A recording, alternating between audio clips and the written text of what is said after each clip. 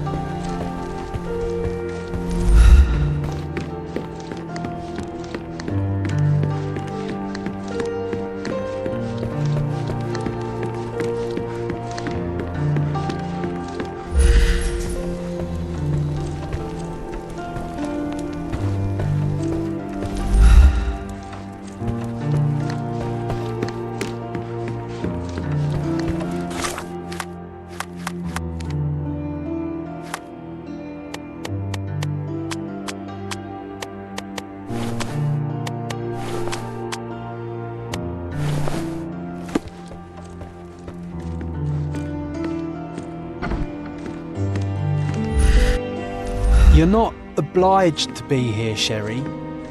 We can leave any time you want.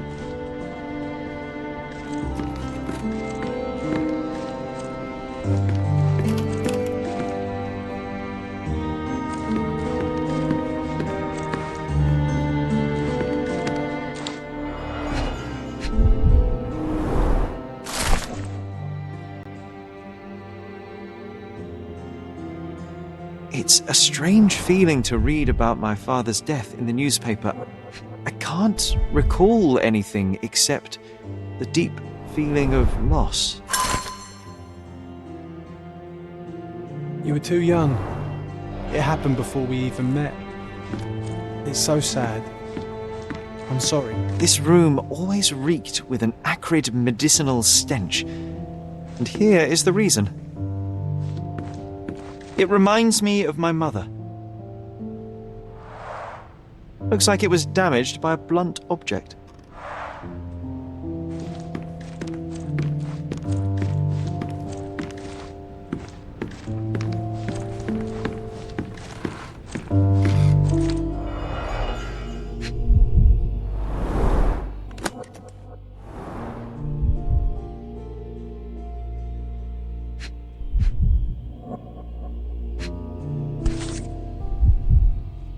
No labels.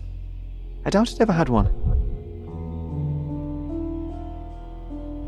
There appear to be residues of the bottle's contents at the bottom.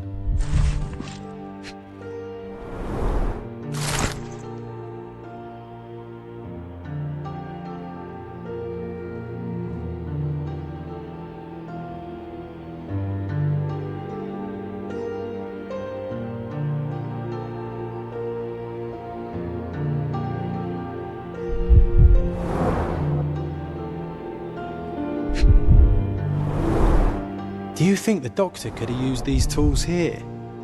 I hope not.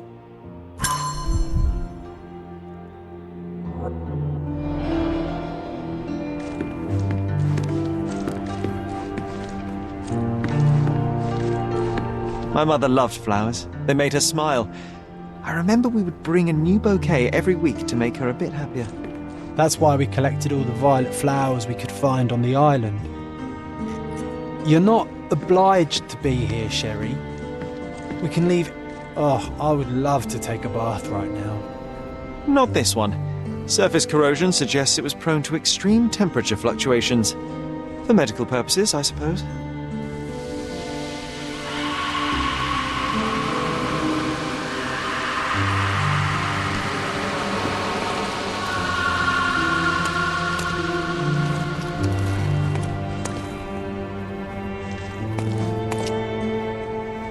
Bars covering the windows from the inside.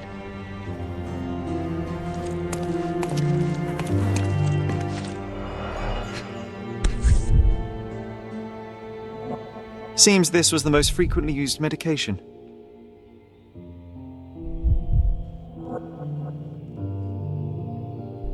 One dram dissolved in a glass of water, administered daily, not to exceed 1 dose in 24 hours, not to be given to children.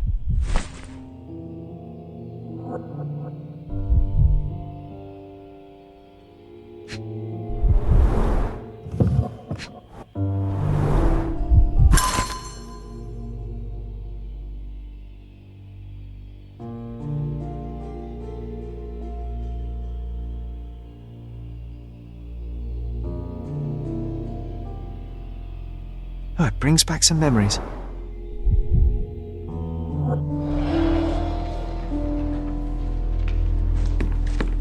Straps on the bed. Just doesn't look right.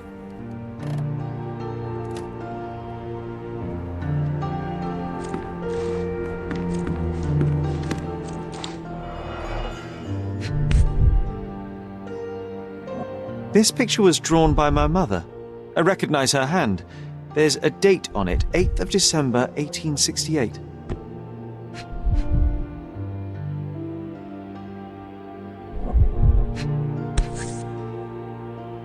This seems a bit odd. I can recognize my mother's style, but it's far too sloppy. Dated 12th of February, 1869.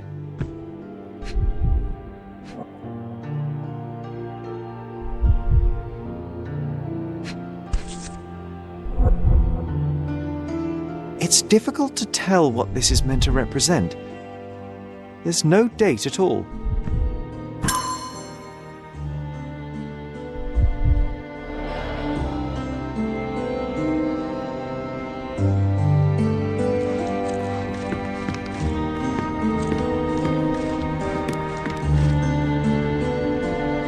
It reminds me of my mother. It reminds me of my mother. Look what I found. The White King is under attack. Sherry, can you save him and checkmate the opponent in one move?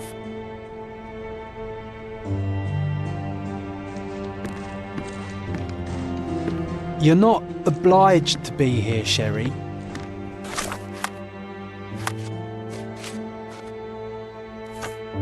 You can leave any time you want.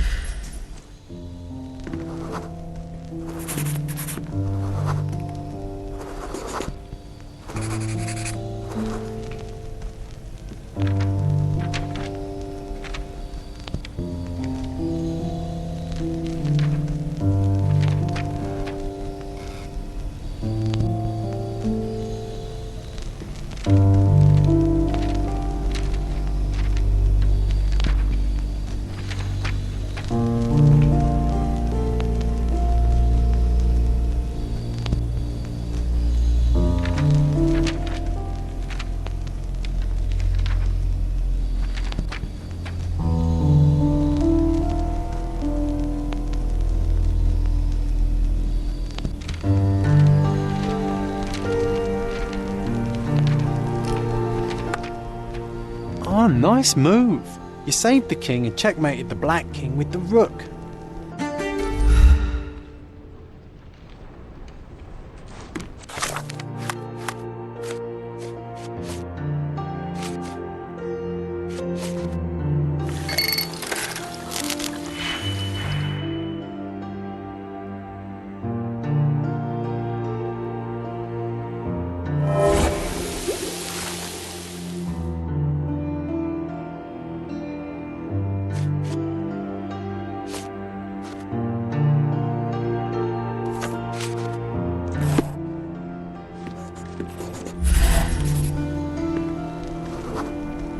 The broken plate shards were all over the floor.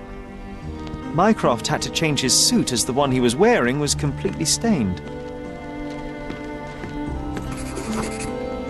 Mother was troubled that morning. Something we did upset her. Dr. Richter tried to calm her down.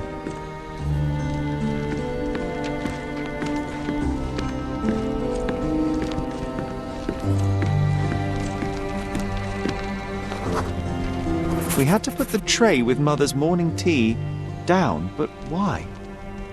It's starting to ring a bell. I think it happened in the morning.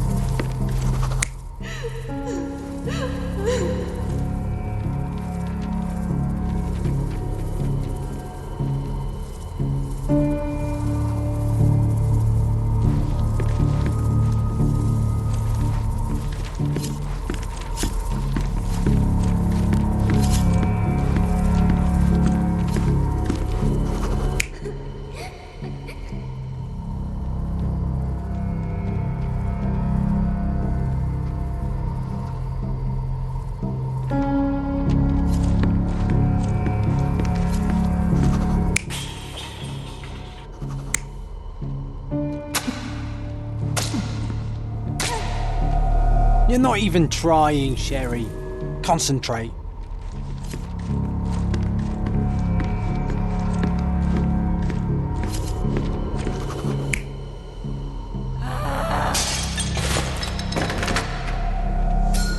I don't believe you! Liars! Get away from me! It's not true! It's not real! What? Oh. Everything will be okay, Sherry. I promise. It was the morning of the 9th of April, the day my mother died.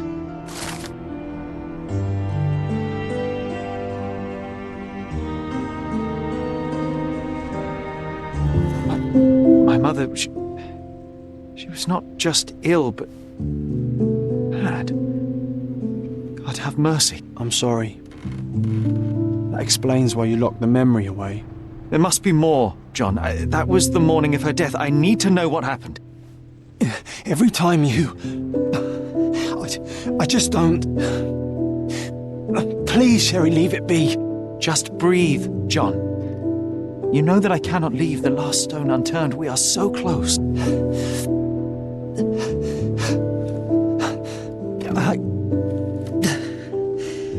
I know.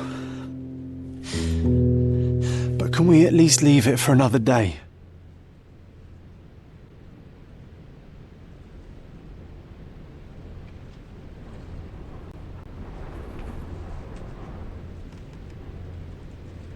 It cannot wait. Let us find another door and finally learn the truth. That's pointless, Sherry. To date, you have had no control over the return of these memories. It is all triggered by your work elsewhere on Cordona. You must accept that this will have to wait. Are you all right? In the end, little has changed. My mother was still unwell, just not with tuberculosis. What I do not yet understand is why Mycroft lied about it. There are precious few pieces of this puzzle remaining, John. Let us dawdle here no longer. Indeed. Wait. Did you hear that? Yes. Metallic souls. What is this sailor doing here?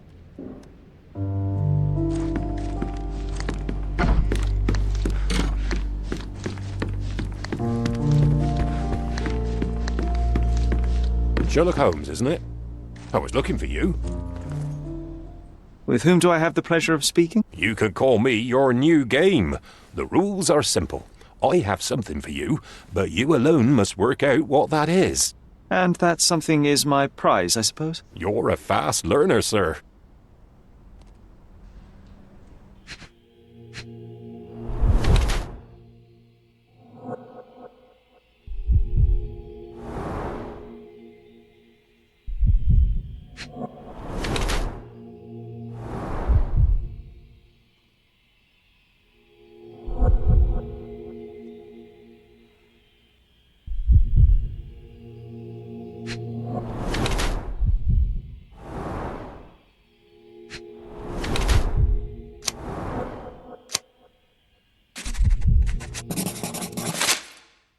I cannot believe that Mr. Vogel has somehow successfully called my attention to his gallery.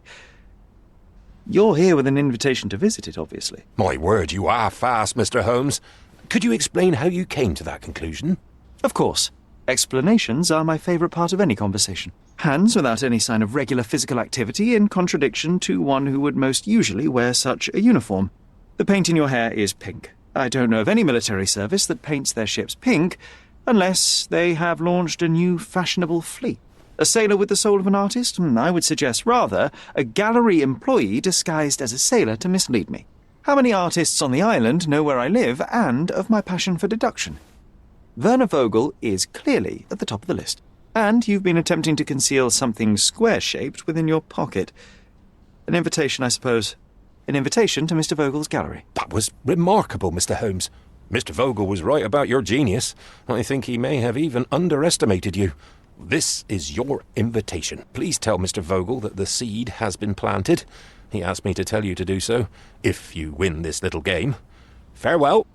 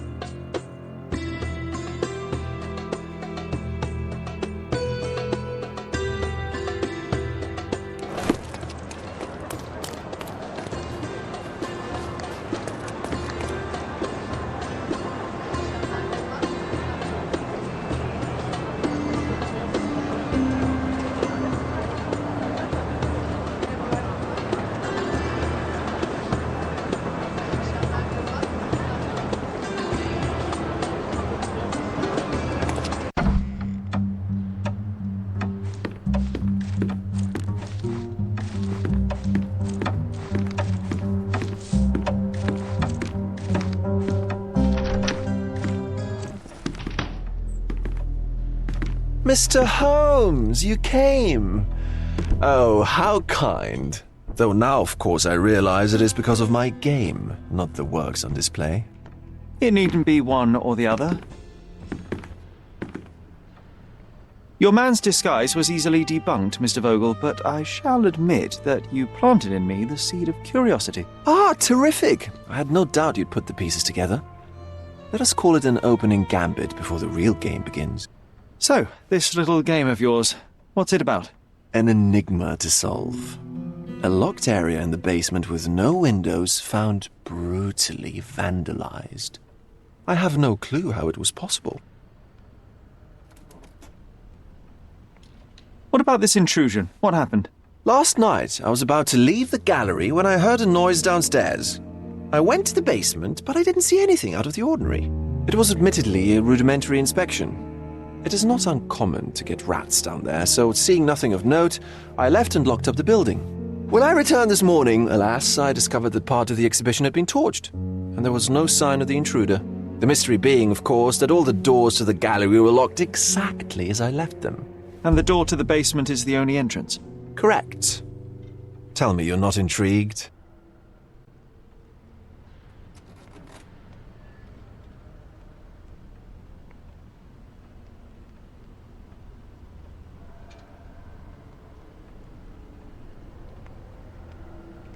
And this locked area downstairs, what exactly was it? The under gallery. It's always shut, and I'm the only one with the key. Ah, so this is your private collection, not part of the gallery. Oh, no. It's an exclusive exhibition of eccentric pieces. Only a select cadre of artists, investors, and collectors are admitted. Not everyone deserves to have their eyes opened. Well, this matter is certainly within my wheelhouse. This intrusion troubles me. Please take a look around if you're willing. The under gallery is through the door at the end. I will see what I see.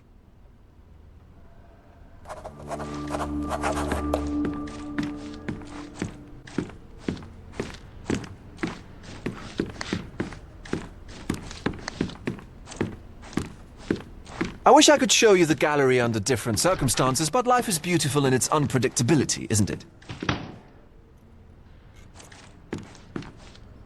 You sure you don't like art, Sherry?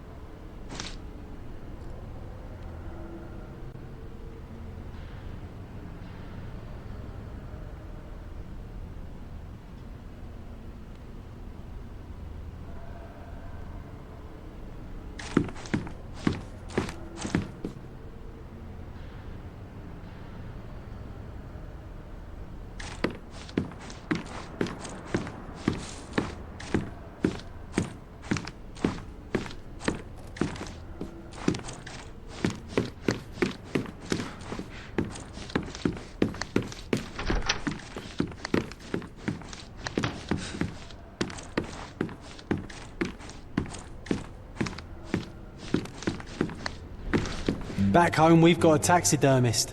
He's gonna have a heart attack when he sees what I bring him.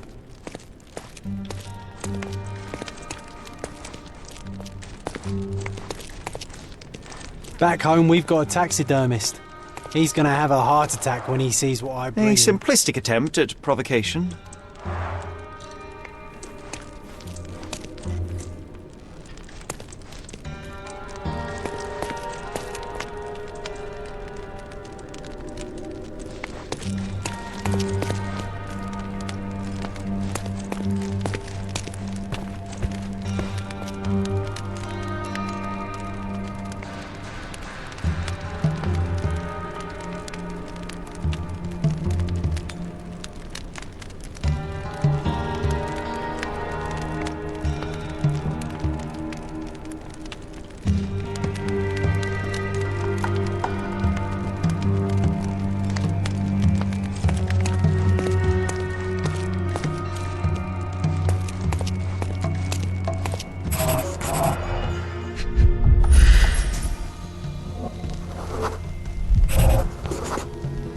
The left step's length is shorter than the right.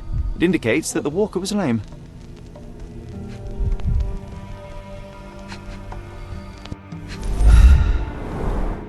Old, and hasn't been used for a long time.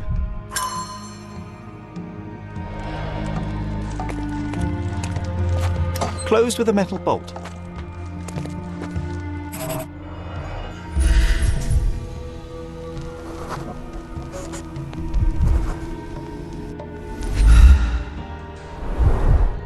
Footprints. Size 9.5.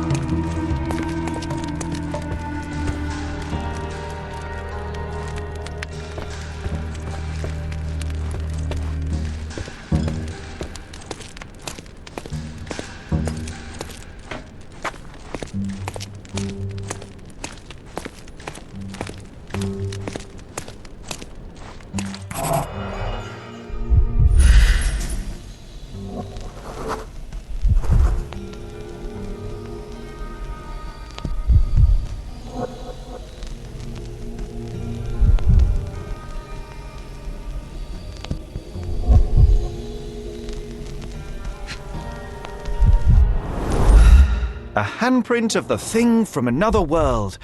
But it looks fresh, and its coal origin ruins the effect of the extra mundane.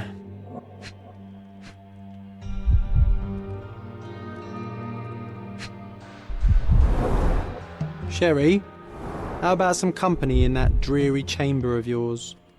Leave my loneliness unbroken, John.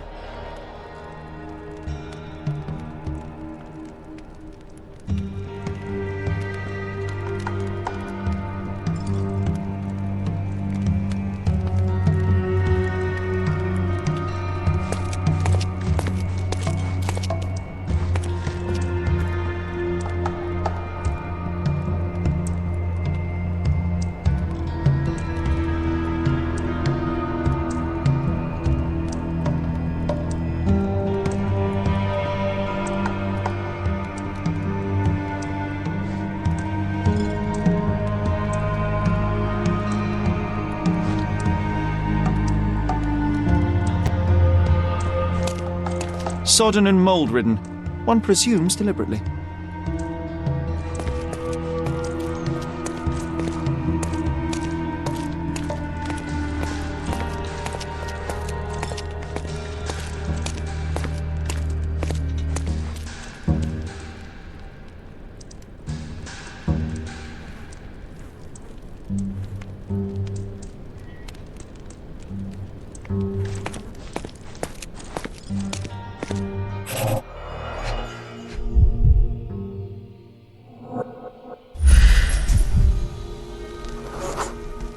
Ugh, sheer vandalism.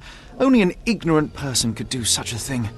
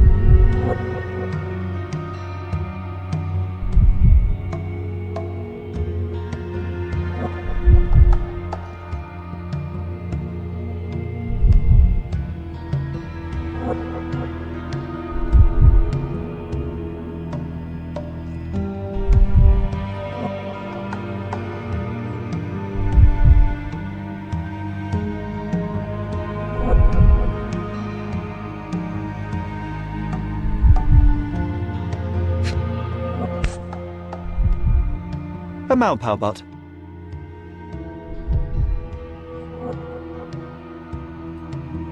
Coal fingerprints. I think we're looking for a man with a coal moustache.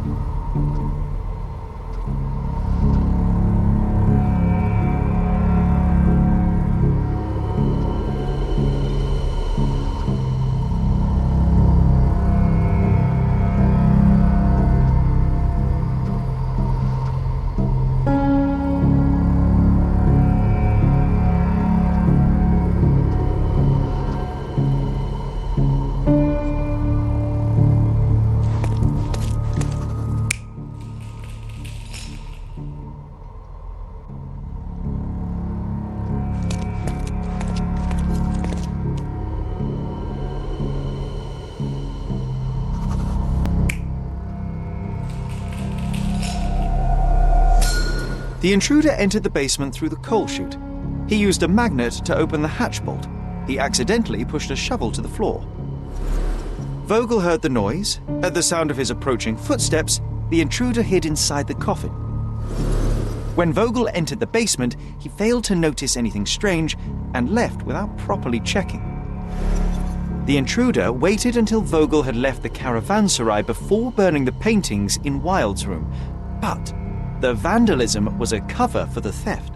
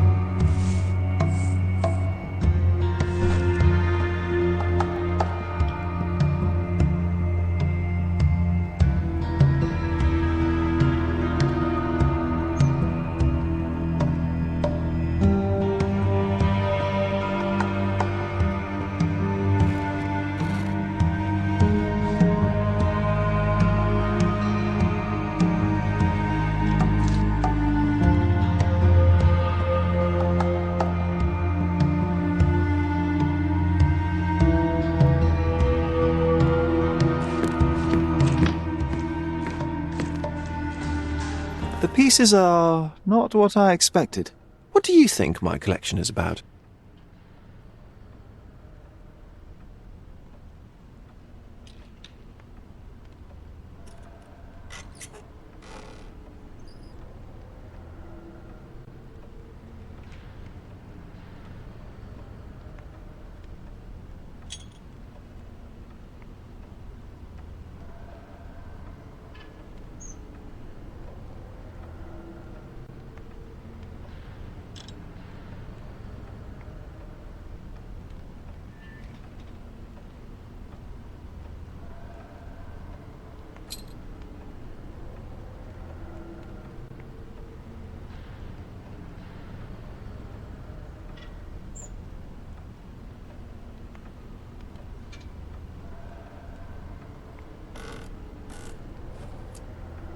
Extravagant paintings have been left to rot in a basement. A commentary on decay and the crumbling of society, correct? I don't know. Well, that's absurd. Of course you know. It's your gallery. There is no one answer, no singular truth, but many filtered through the subjective mind. That forgetting, embellishing, lying machine. Besides, what's wrong with a lie if it makes life more interesting? What's wrong with a lie? It corrupts the ability of others to behave freely and rationally. Men never act freely and rationally anyway. It matters not what is or isn't in the end. The only important thing is how you feel. And I simply want to feel and consume as much as I can. Don't you? Feelings are simply one's animal ancestry trying to wrest back control of the brain. I try to avoid the distraction. You try not to feel, even in a place like this? None of it moves you? To be frank, I struggle to maintain even a whit of interest in art. But Mr. Holmes, it is joy incarnate, mankind's greatest achievement.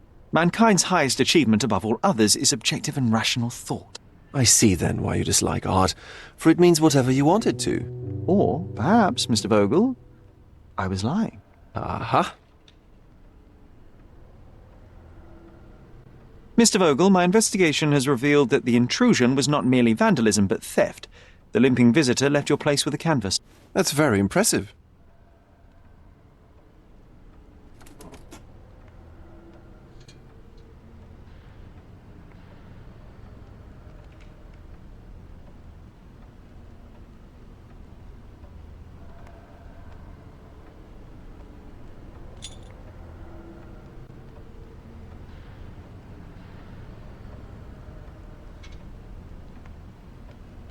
This thief was familiar with the gallery and he was sporting a limp. Do any of your clients or artists come to mind? My, your attention to detail is remarkable, Mr. Holmes. I should introduce you to Bosch's works. Alas, I'm afraid I cannot suggest a culprit.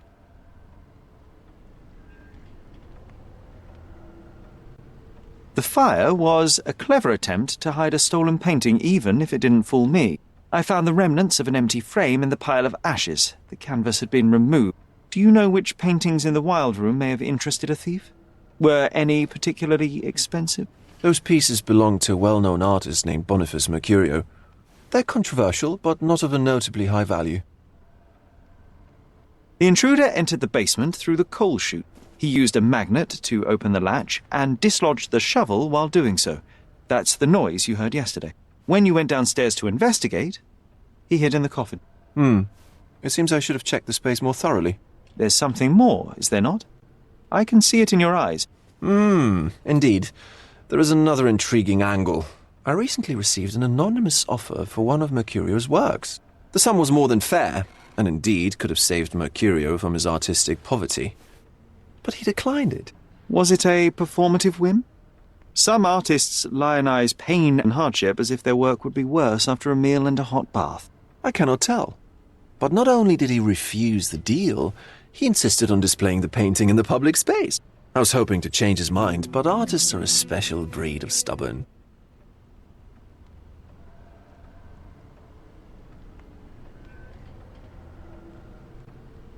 So where can I find Boniface Mercurio? I know he lives somewhere in Old City, but couldn't be more specific. He's a prominent figure, so finding him shouldn't be a problem.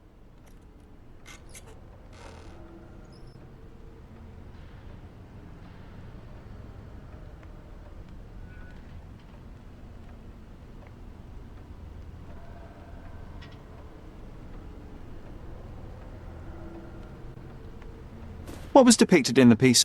A bound woman wrapped in ropes being penetrated by a red devil that stared at us, the viewer. The beast had numerous tails growing from his back, and a large crowd gathered around the pair, silently watching the orgiastic scene. Okay, well, given the nature of the other works on display, it's hard to see why that one stood out. What could possibly be its value? The evaluation of art is very subjective, Mr. Holmes. After all, art is everything. A poem, a bruise, the beads of sweat on your beloved skin. Even a masterfully solved crime. I'm not sure I see the connection. Regardless, the painting was one of a series called The Sabbath Night in Cordona. The works depict sex, violence, and other controversial acts that life, for better or worse, contains. Ah, I see. I'm not sure that you do, but that can wait for another time. Well, I believe I have enough to begin. Thank you, Mr. Vogel. Your gallery certainly has unexpected depths. I'm delighted to have been able to please a friend. In return, I expect you to come back with good news, or at least with a good story.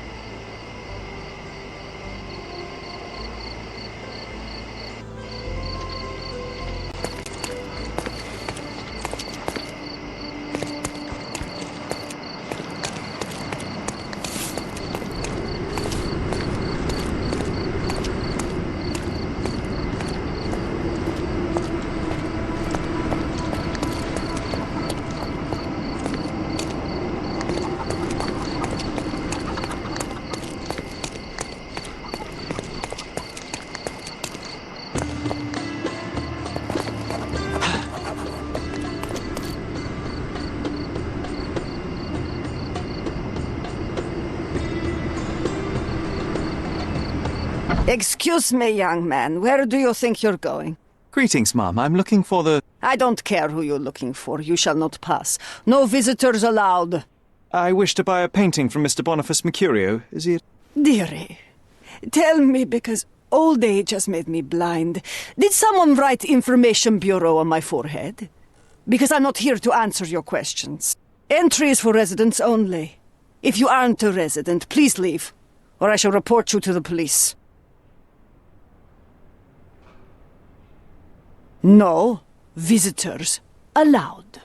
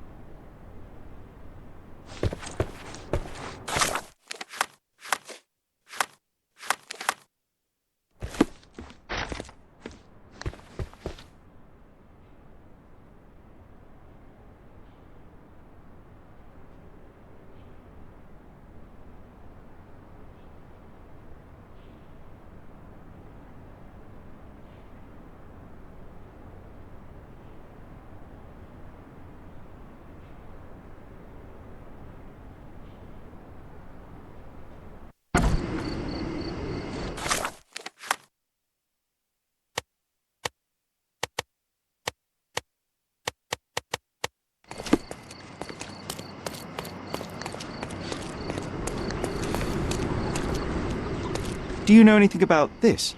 Didn't anybody teach you not to bother Ottomans?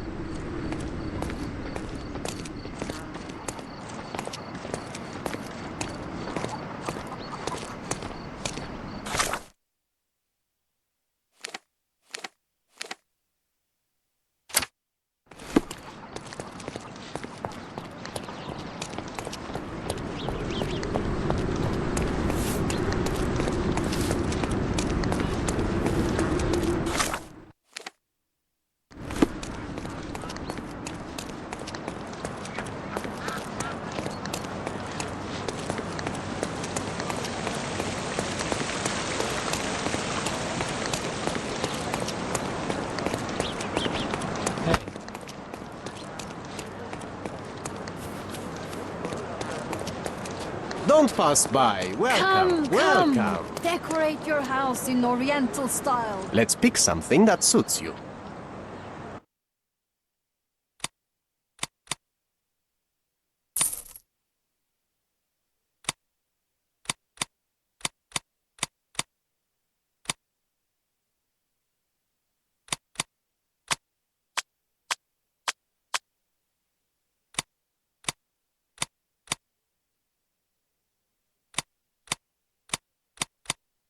A good choice.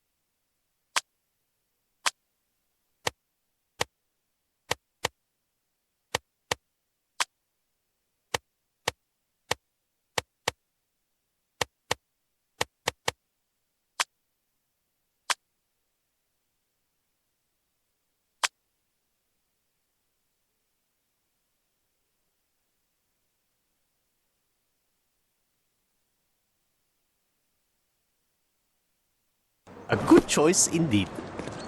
Let's pick something.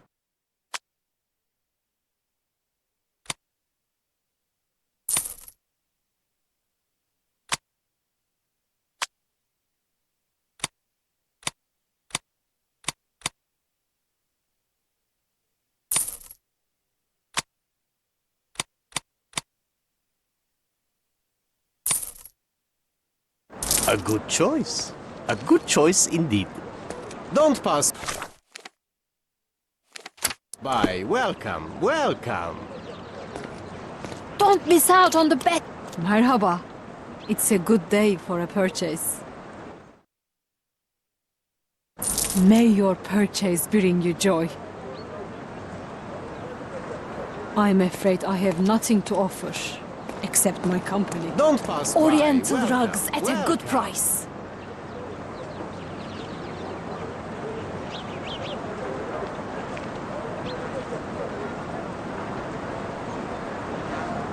Don't miss out on my unique Decorate your house clothes. in Oriental style.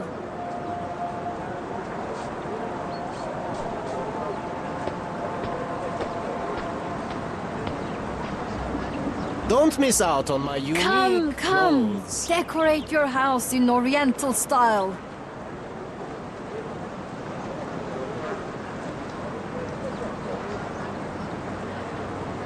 Don't miss out on my unique clothes. Come. Decorate your house in Oriental style.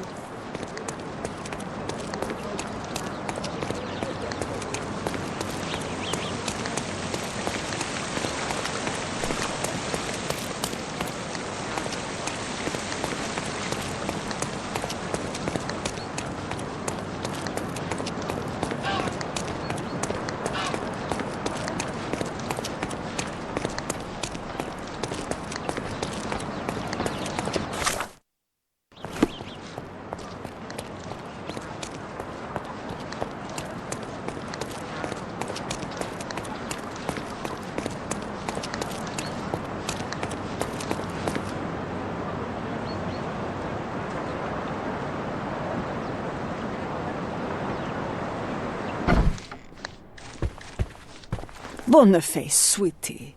Is that you? Ah, old age does terrible things to one's sight. I didn't recognize you at first. How are you, Mum? I'm ashamed to admit that I've lost my key. Do you have a spare? For heaven's sake, how many times will you lose that key of yours? Of course I have a spare. You artists all live in your own little world. Please, accept my thanks. I would rather accept your rent. You promised to pay me several weeks ago, and I'm still waiting. I will pay you, I promise, very soon. You'd better do, my dear. Or else I'll just change the lock. And I won't fall for those cow eyes.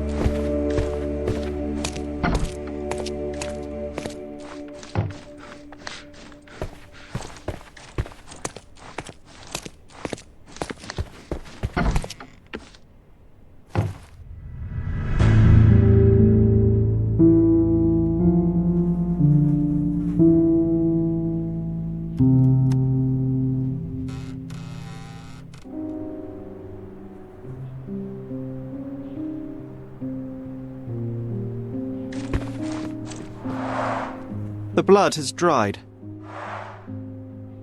I've heard of this style of painting. It is called Expressionism.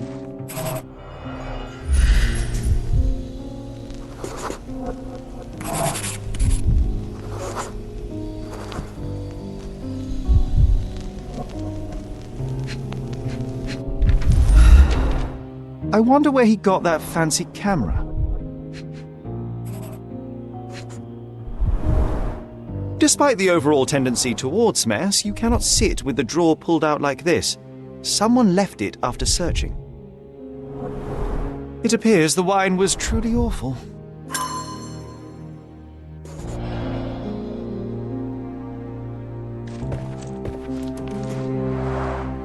Aunt May whiskey, brandy bucks. Quite a collection he had here.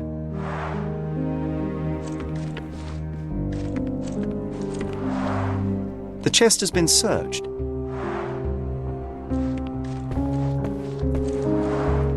Red skin, tails on the back, reminds me of Werder's description of the stolen painting.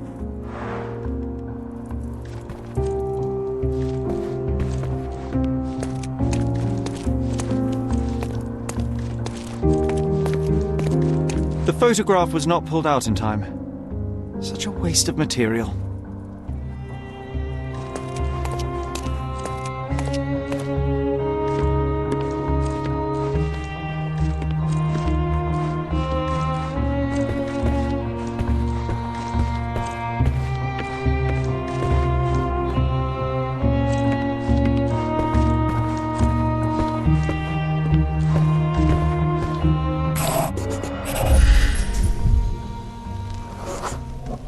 Judging by post-mortem rigidity, the body lay here for 1 or 2 days.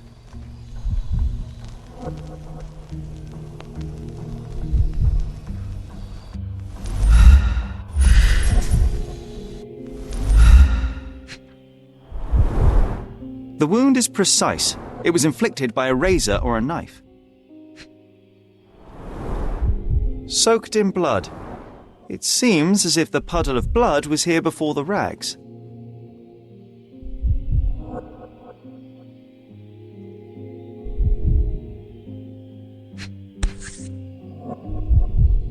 A normal kitchen knife. Could be the murder weapon.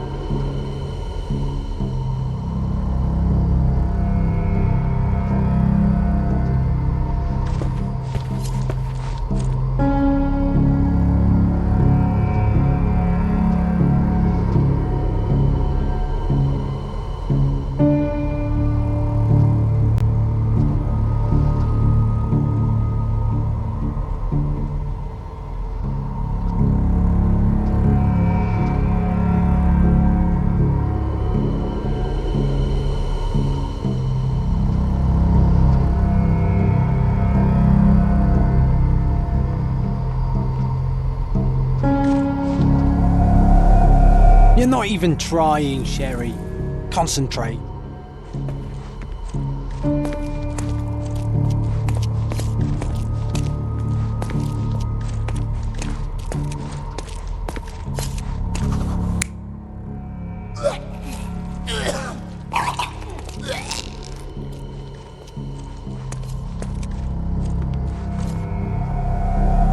Mercurio was developing photographs when the intruder snuck in. Mercurio heard him coming. While the thief was searching the chest, the painter ran towards him with a bottle in his hand. He smashed it across the thief's head. The intruder had no choice but to defend himself, and the weapon of opportunity happened to be a kitchen knife. Mercurio stepped aside to grab the painting, but the wine-blinded thief attacked Mercurio's throat. When the thief came to his senses, he saw Mercurio bleeding on the floor. He grabbed the rags and tried to bandage him, but it was too late. Why did Mercurio attempt to snatch the painting in the middle of a fight? To strike the intruder? Not with his painting, it was too important to him.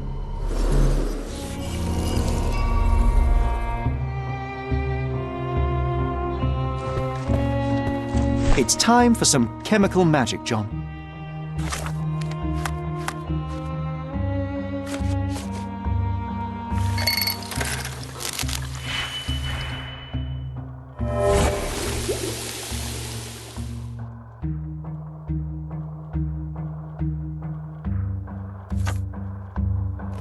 That doesn't look like the painting we need, Sherry. As expected, but that doesn't mean it won't tell us anything. Let's put it on the easel where it belongs.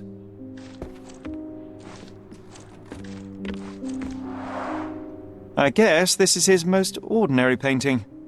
Spot the two differences, John? If the intruder didn't take it, the skull should be somewhere here.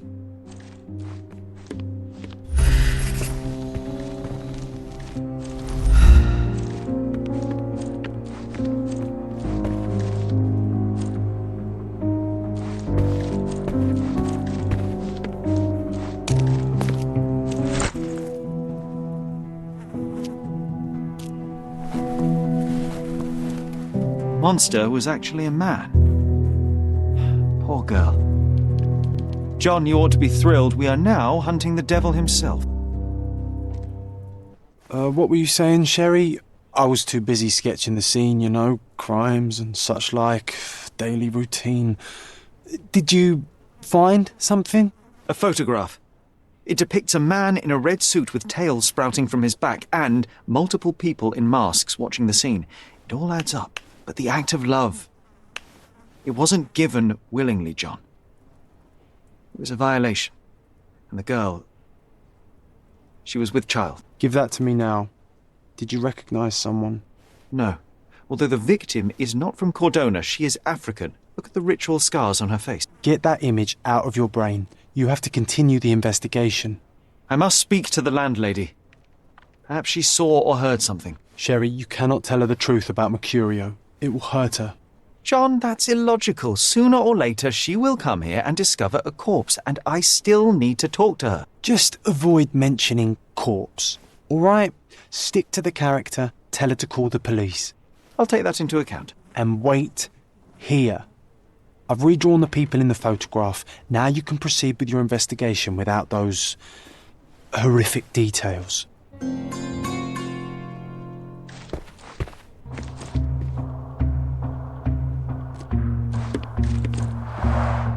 Aunt May whiskey, brandy bucks. Quite a collection he had here.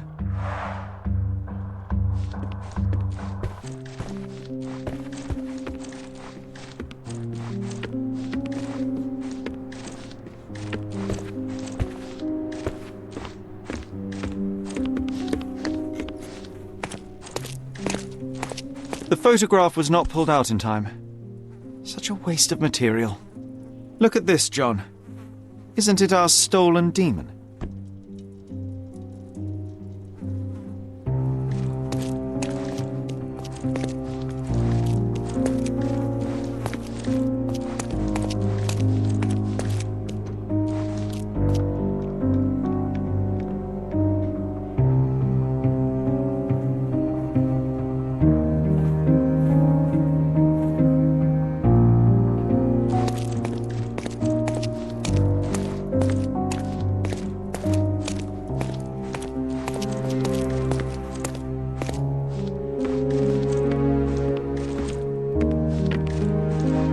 Nothing behind it.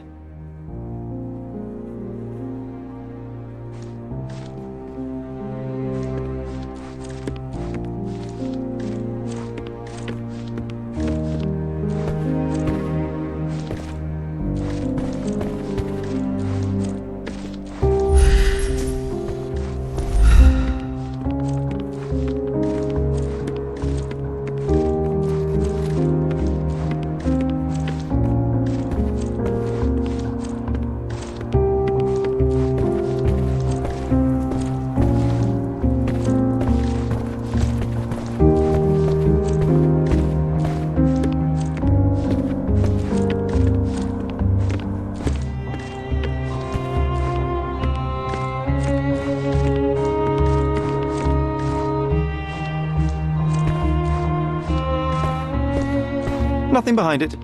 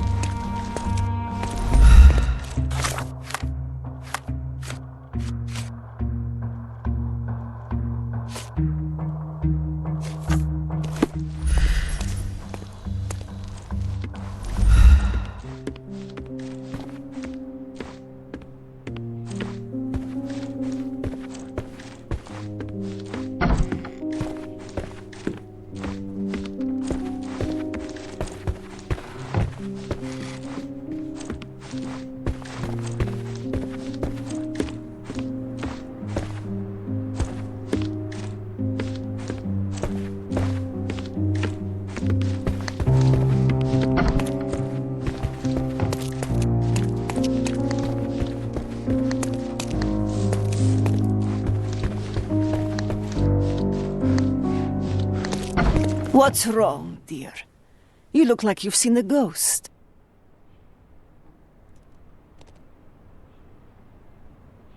Can you tell me if anyone else has recently entered the flat? Oh, you're talking about that limping man. I'm sorry I let him in. I was scared. And I thought maybe he would motivate you to find money so that you would pay your rent. No offense, dear. Can you describe him? Oh, so you weren't at home. I was so certain you didn't leave your flat that day. He was of average height, had a limp and a tattoo on his neck, and he was smoking Malpal cigarettes. My husband used to smoke those. They have a horrible smell I can recognize from a mile away. Can I ask a favor? Of course, dearie. Please call the police and ask them to enter the flat, and don't look inside until they come up. What? What trouble have you stepped in this time? It really doesn't matter. Thank you, Mum.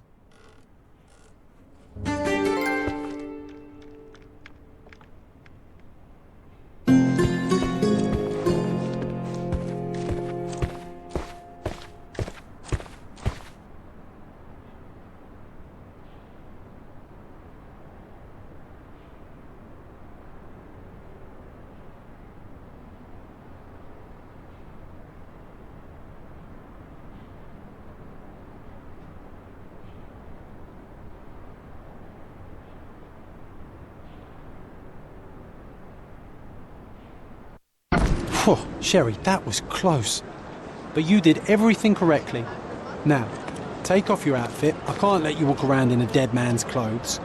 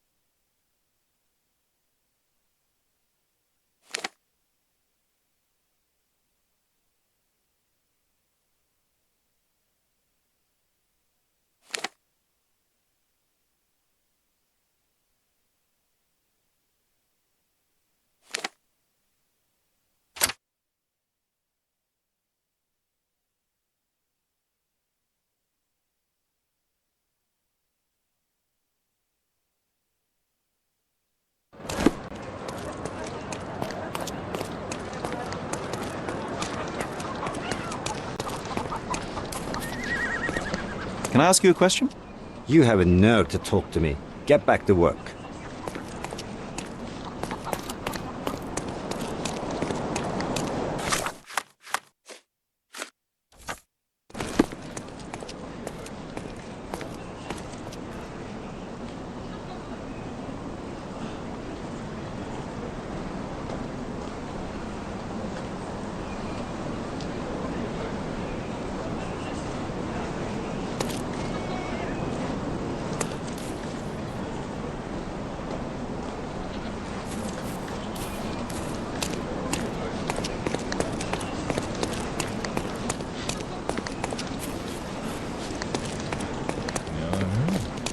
May I ask for your assistance? I don't know, my friend. Perhaps someone else knows? Excuse me, just one question. You and I are the economic foundation of this island. We should help each other. But I don't know what you are talking about. Time to check your who, what, and what, Sherry. Who are you asking? About what? And dressed as what?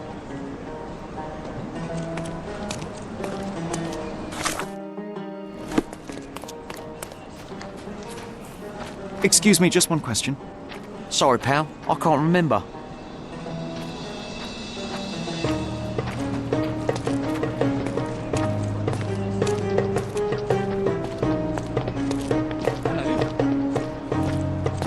Could you help me? I used to work in a factory too, but things changed. Come back when you change too, then we'll talk. You obviously haven't thought this all through. Or are you just annoying these people on purpose? I feel well today.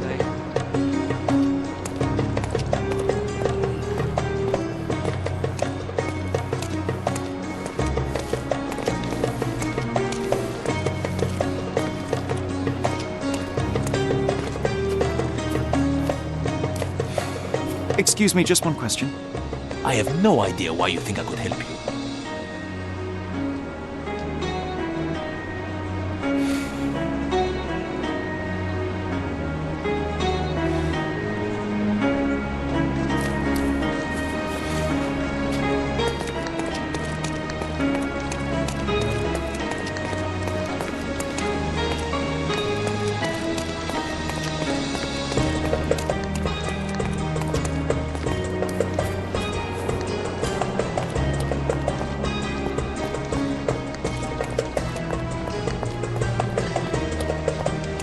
Help me, please. I don't know, my friend. Perhaps someone else knows?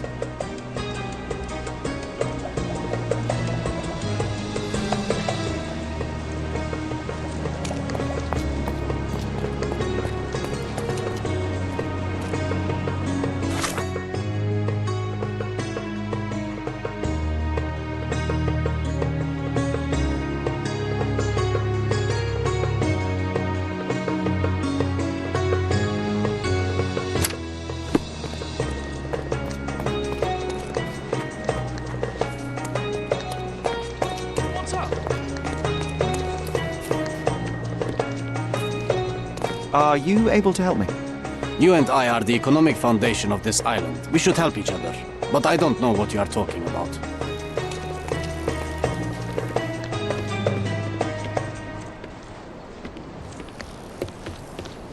Help me, please. You and I are the economic foundation of this island. We should help each other. But I don't know what you are talking about. Oh, I am bored. Call me when you find the answer.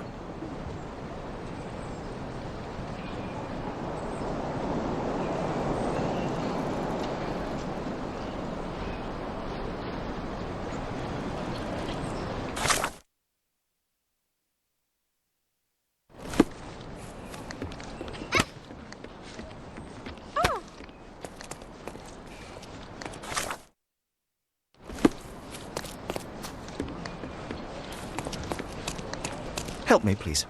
I used to work in a factory too, but things changed. Come back when you change too, then we'll talk.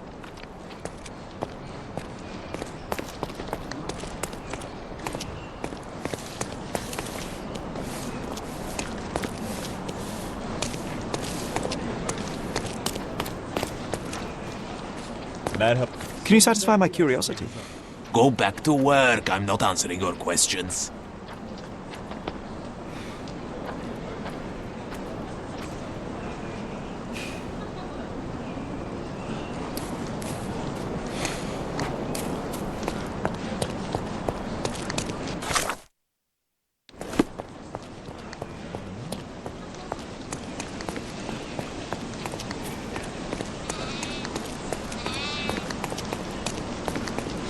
Can I ask you a question?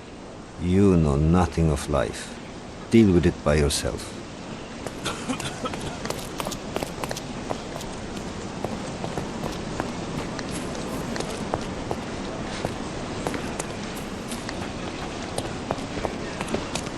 Could you help me? Don't annoy me with your stories. This isn't working. You might need a different tack.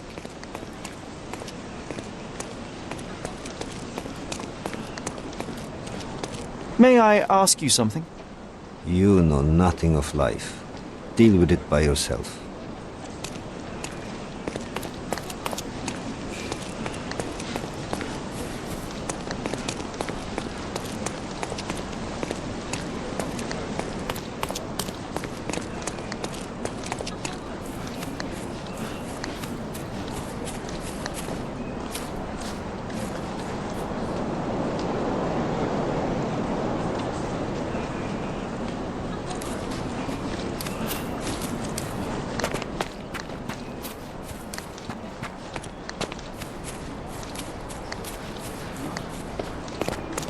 Can you satisfy my curiosity? What a coincidence. I only learned of this recently myself.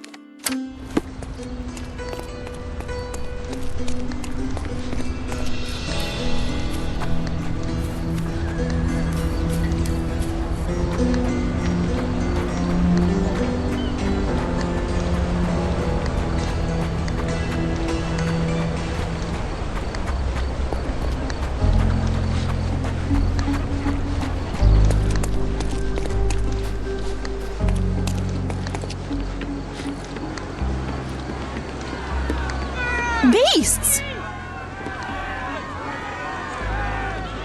Help me, please. A lady doesn't know about such things.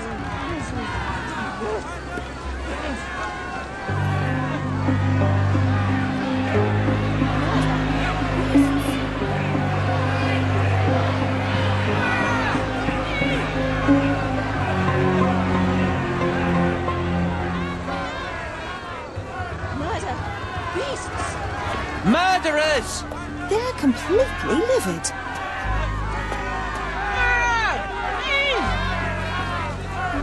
May I ask you something? I uphold the law, so I'm not answering your questions.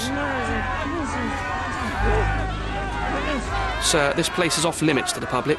Please state your business or leave, or I shall request that the police escort you out.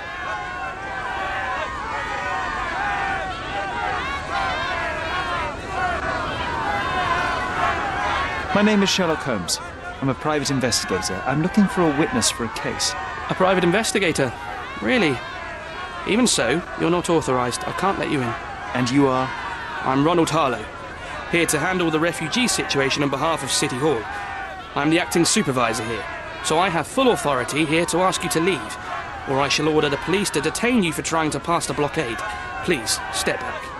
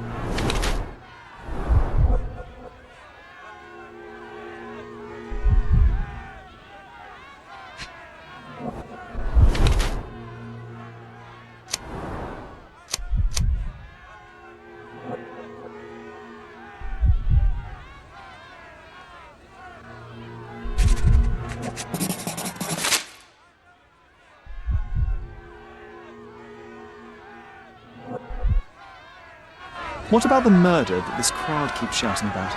It's mere assumption. I assure you that the situation is under the police's control. I know you want to deal with this in the right way. You are obviously a professional and a responsible person, but you clearly have never handled a situation like this before. I am handling it, Mr. Holmes. Don't question my capability here. And tell me how you do it. You can't even calm this gathered crowd, and as for the police, they're not quite managing it either, are they?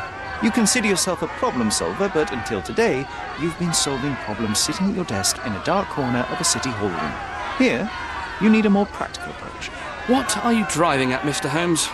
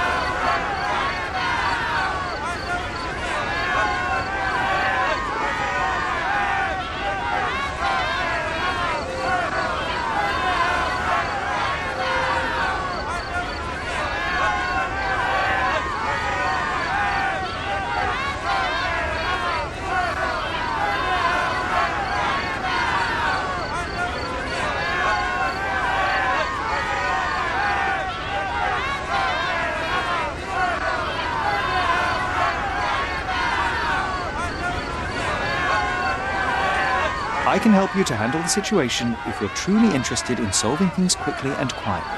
And how exactly would you manage that? Simply tell the police that I'm with City Hall and I'm permitted to investigate the scene. I'll work out the rest, but in return I need your help finding my witness.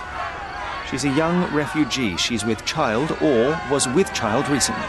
Look, there is indeed a dead body inside the camp. So even if the girl you are looking for is there, all the refugees are now being detained and interrogated by the police. They won't allow you to speak with her, and I can't do anything about that until the situation settles down. So it's in our mutual interest to settle it. Oh. I suppose that things are bad enough that I ought not shy away from help. All right, Mr. Holmes. I'll tell the police to allow you to come inside. Just tell me when you're ready.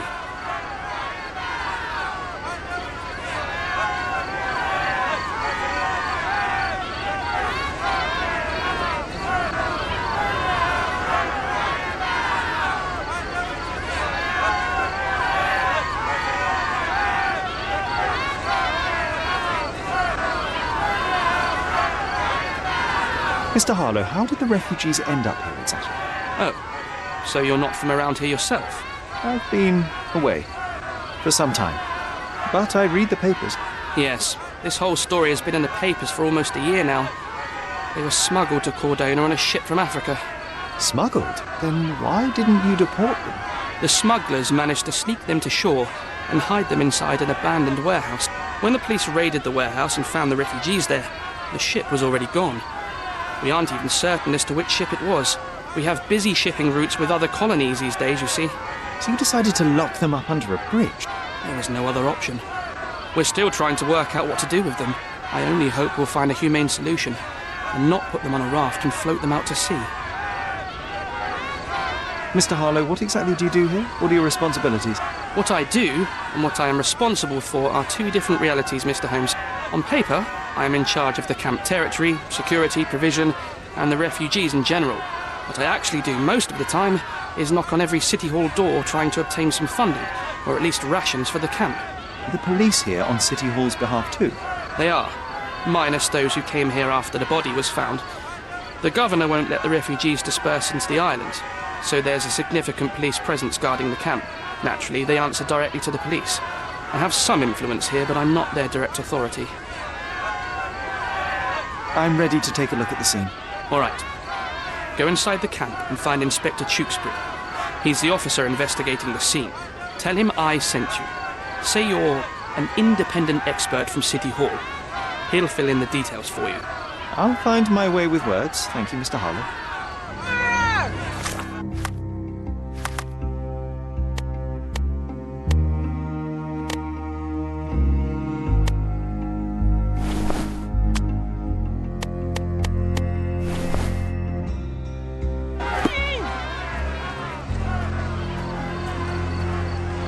So they keep these refugees under a bridge like proverbial trolls. No wonder the people outside are so disturbed.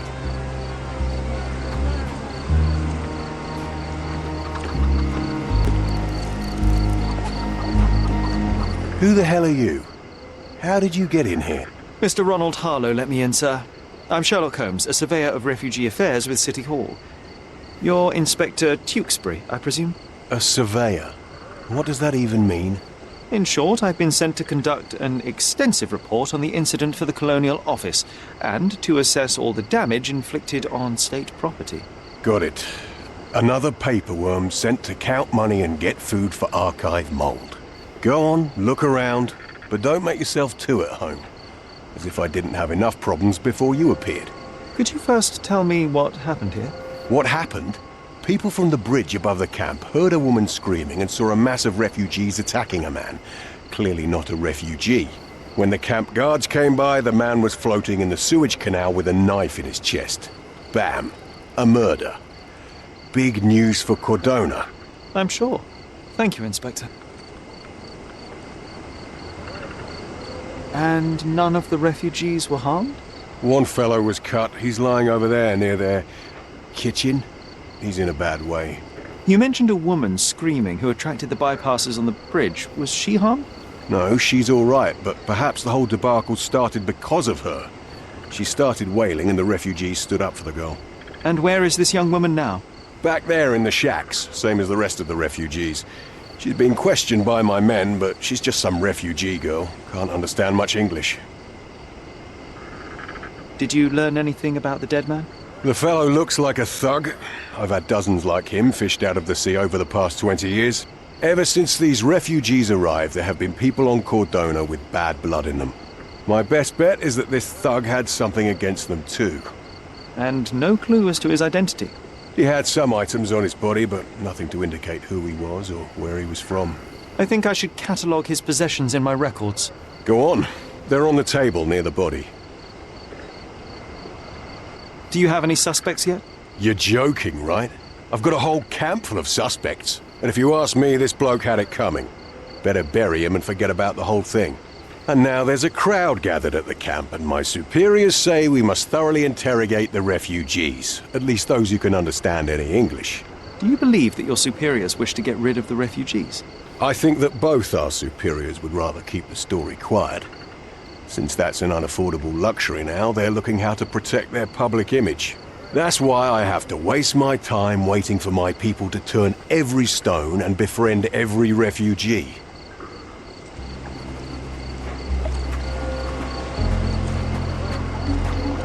Here we go again. Number of hours on Cordona before stumbling upon another dead body? 0.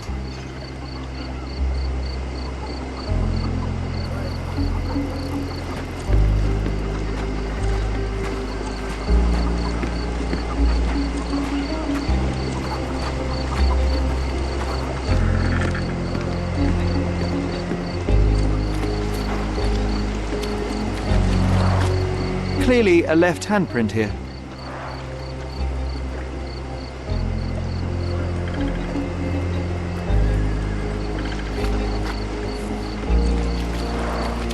Clearly a left handprint here.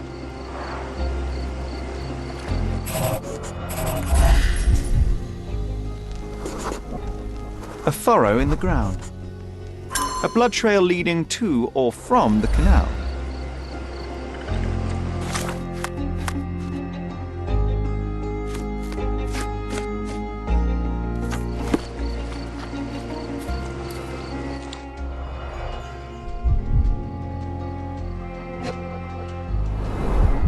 Someone bled profusely here.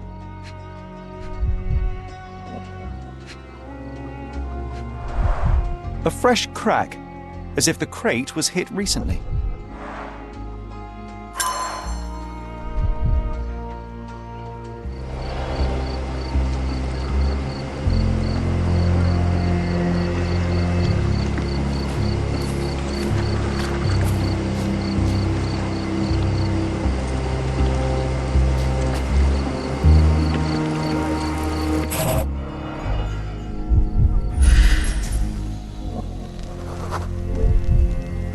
Police boots, always happy to trample evidence. A heavy boot with a worn-out sole. A man's footprint.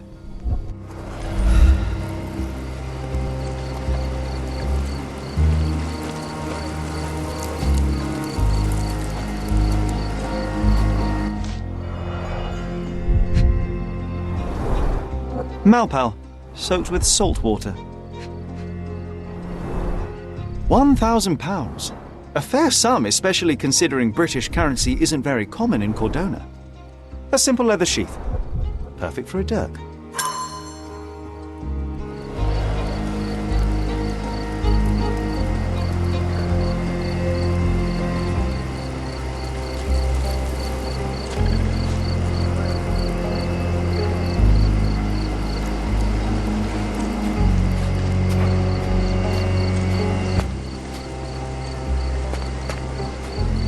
Can I ask you a question?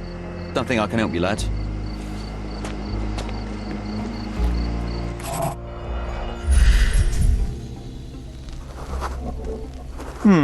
Coal dust under the nails.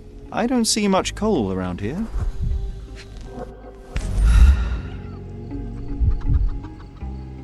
A steel dirk. Sharp. A common accessory among sailors and soldiers. I'd say the blade penetrated upward, however the wound is too messy to be certain. An interesting tattoo. Does it mean something?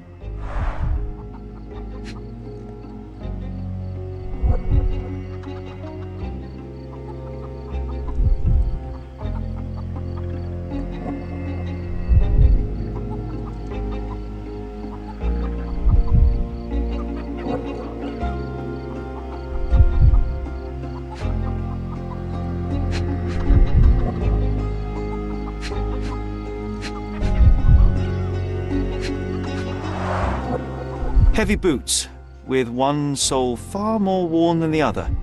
This man was limping John. A violent death.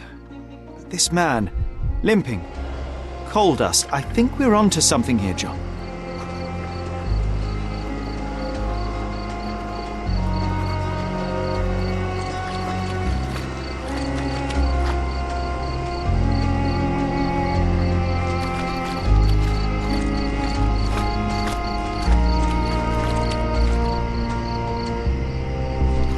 If they find out about the passage, everything will go to hell.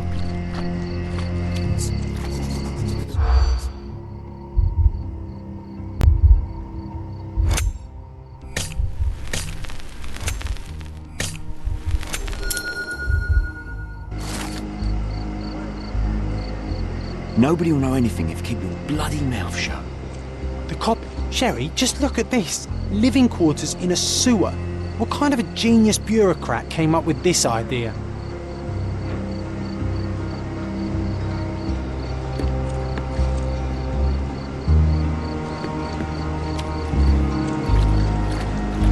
We have seen some dark places in Cordona, but this...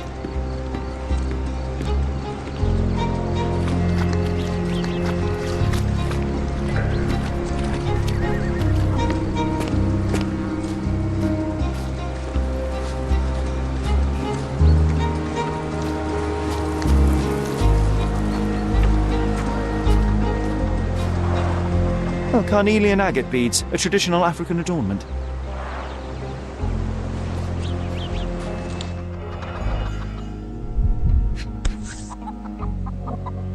No hint of blood or impact. It might have been used as an improvised weapon.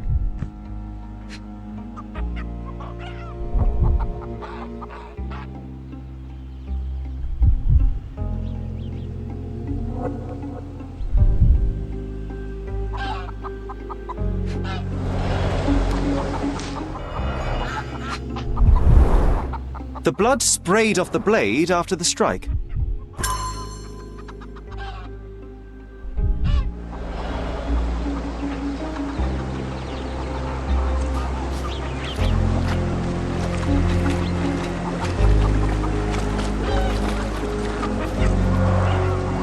Someone was dragged against their will.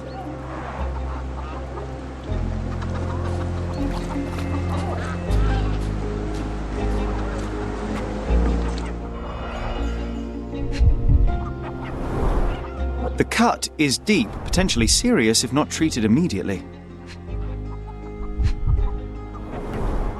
He is in shock, feverish and dehydrated. Sherry, you know first aid. Surely you have a duty to help this man. You can't leave him to certain death. You know what? I'd like to understand. What? How did our dead man end up inside the camp in the first place? May I ask you something? I uphold the law. I'm not answering your questions. May I ask you something? I uphold the law, so I'm not answering your questions. Oh, I am bored. Call me when you find the answer.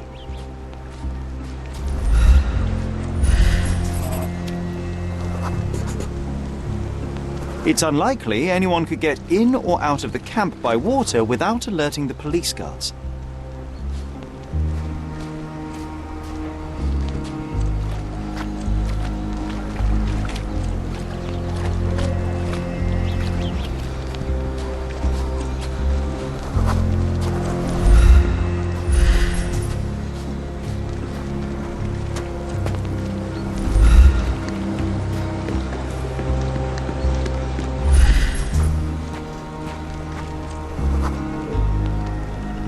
No, it's too short for these walls or cliffs.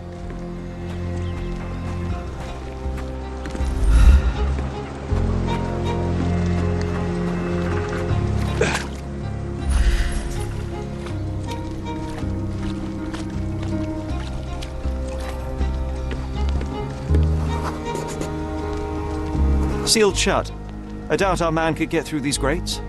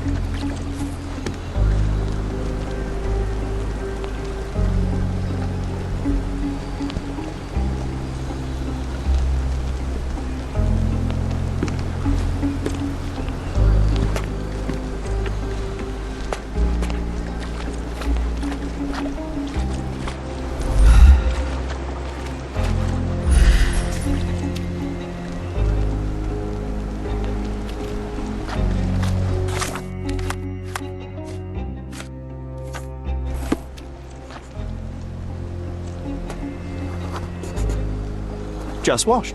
Better than nothing to bandage the wound.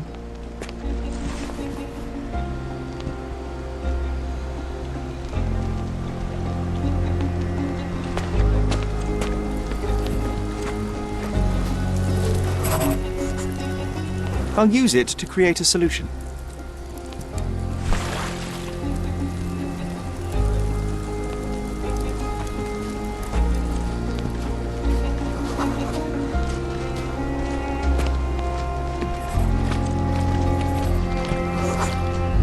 I can use this to stop the infection from spreading. I've collated all the ingredients, now to prepare the first aid solution.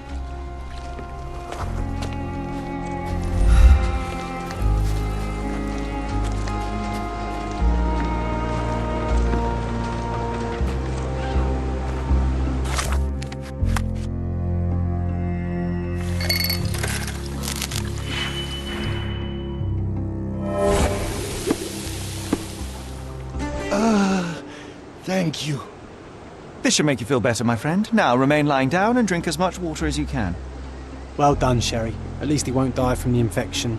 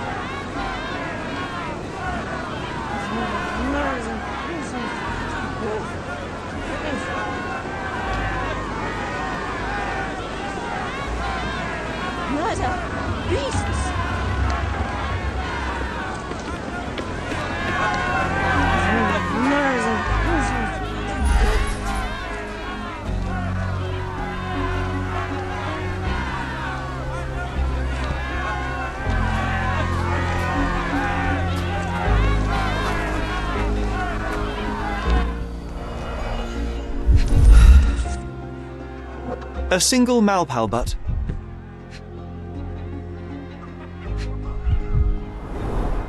Roadman's cigarettes. A brand highly regarded by law enforcement officers. So there wasn't any sophisticated infiltration plan. The good old police just let the man into the camp. Now we have everything we need to get the full picture of what happened at the camp.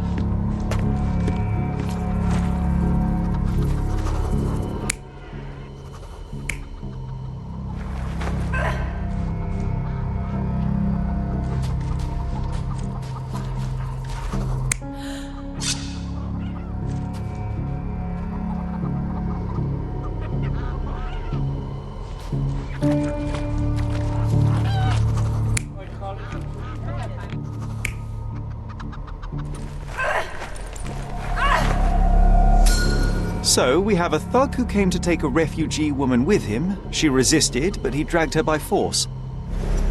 One of the refugees stood in his way, armed with a stick, yet he could do nothing against a cutthroat with a blade. The man didn't anticipate that the other refugees would intervene and stand against him. In the confusion, the woman managed to break free. The thug took fright and fled. He was stopped by the falling crates. He stumbled and fell, piercing his chest with his own blade. However, the wound didn't cause instant death. He managed to stand, but still bleeding, he lost his balance on the bridge and fell. Before all of this, the man had freely entered the camp through the main entrance. The police admitted him after they had a short smoke together. You live by the sword, you die by the sword. In our man's case, it's the same sword.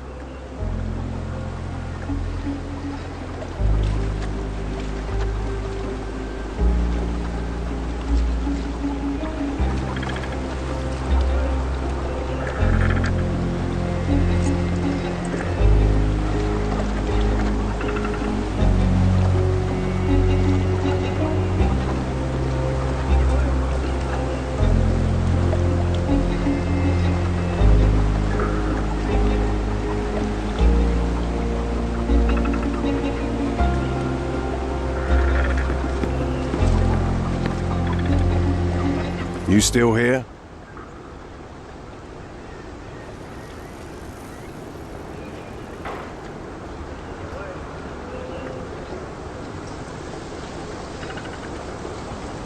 Inspector, I believe I can aid your investigation. I know who the dead man is and what really happened. You do? Well, good for you. But I'm afraid I'm not the one you need to share your findings with. Speak to Mr. Harlow here. He's the one responsible for settling things in the camp. You don't even care to listen? Oh, I do care. And maybe even more than I need to. But I'm only here today to lock the place up, question witnesses, and file the facts. It's sad, but coming up with conclusions is not among my tasks here. You fellows at City Hall do that. Anyway, speak to the supervisor. I'll just stand by and listen to what you have to say. I've already told you all I've learned. I've already told you all I've learned. I've already told you all I've learned. Go bother someone else with this, son. Go bother someone else with this, son. Your problem, not mine. I'll just look around and do my paperwork. You won't even notice. I wish.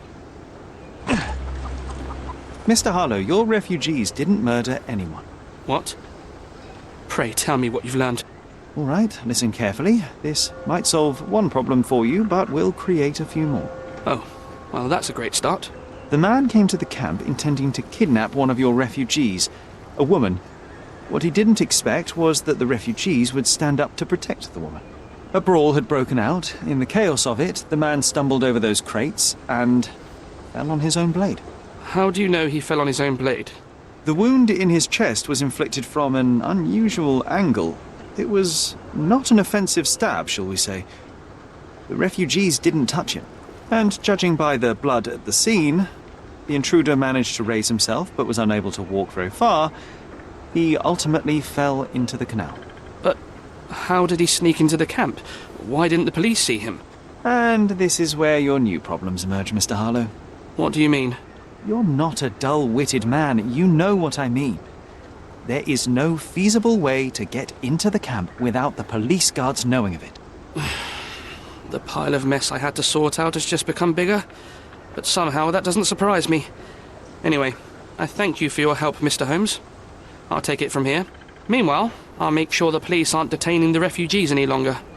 You can go back in and look for your witness.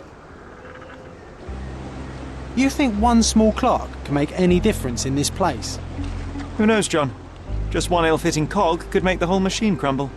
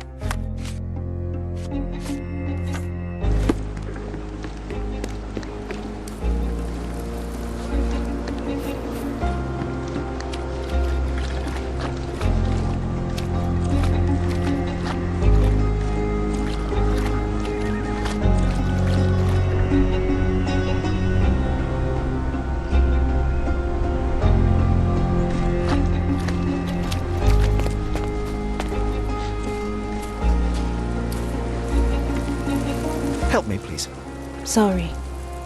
We don't see much here. Is this familiar to you? Sorry, we don't see much here. This isn't working. You might need a different tack.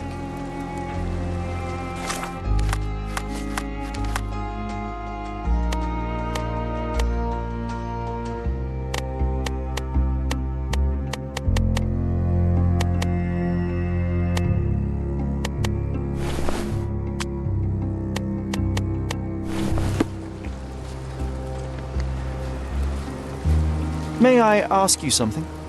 Sorry. We don't see much here. Is this familiar to you? Sorry. We don't see much here. Time to check your who, what and what, Sherry. Who are you asking, about what and dressed as what?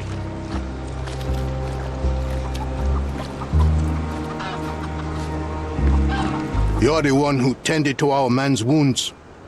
I thank you greatly. The police didn't allow us to help him. The police will leave you alone now. I've proven to them that the man who came into the camp died due to his own foolishness. Thank you for standing up for us.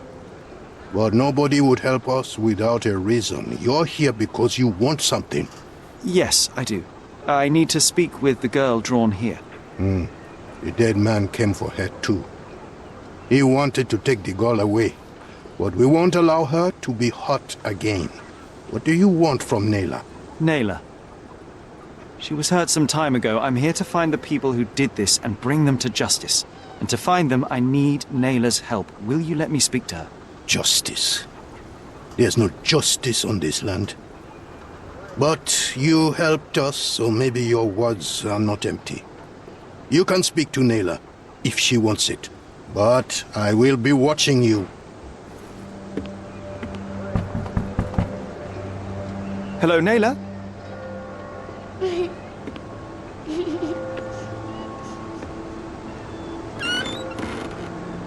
My name is Sherlock. I know someone hurt you. I am here to help. I'm trying to find the people involved and bring them to justice. Please. There is a photograph, and I'm sorry, it is terrible, but I simply must ask. Where did this happen? What can you tell me about these people? Christ, Sherlock. Nayla, I'm sorry.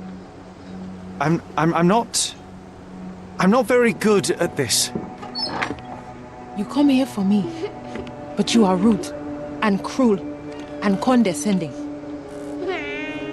A cross. The man had this cross. Now go away. Leave us be.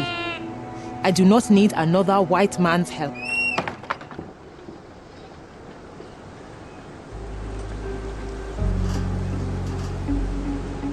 Oh, glad that wasn't me. Not my best work, John, by a long shot. Nayla doesn't want us meddling. I'm starting to wonder what this all achieves. But she helped you anyway. Now we know that maniac's face and the cross he wore, we can still catch him.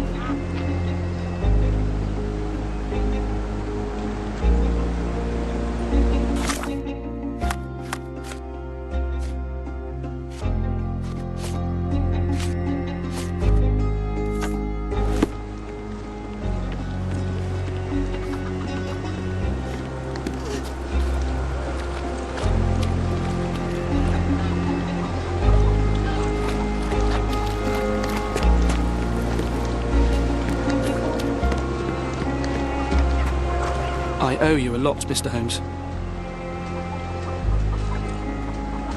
You still here?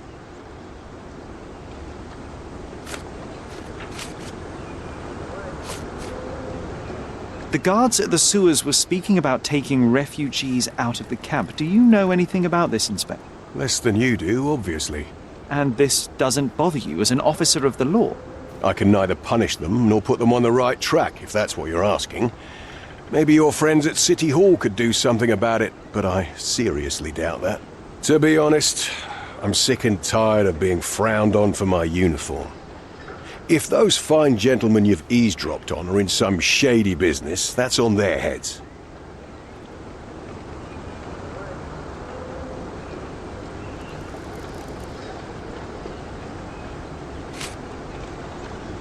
I've already told you all I've learned. The intruder has a most peculiar tattoo on his neck, 2 lines and a point. Do you know anything about... You really want to know, kid? Why? You want to play a policeman or something? I'm sure you have it in your records, so it won't hurt if I have it in mine. In my records, it's just a tattoo, as it should be in yours. Ah, to hell with you. Suit yourself as to what you're going to do with it. Off the record, though, such tattoos are often connected to a man named Mr. Niccolo Bernadotti. Bernadotti, you say? A respectable businessman in Scaladio. His company imports goods and wines, and smuggles everything that can be smuggled between the colonies and the mainland. His people can be identified by an obscure tattoo, just like the one over there our friend has. But these are all merely rumors, you see. If Mr. Bernadotti was a criminal, he'd be in prison now. Or hanged, right?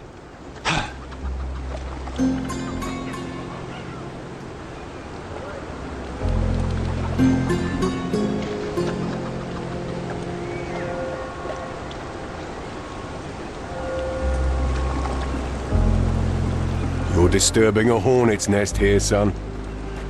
I owe you a lot, Mr. Holmes. Sherry, wait. You might want to settle all the matters in the camp before leaving. You probably won't be coming back here anytime soon.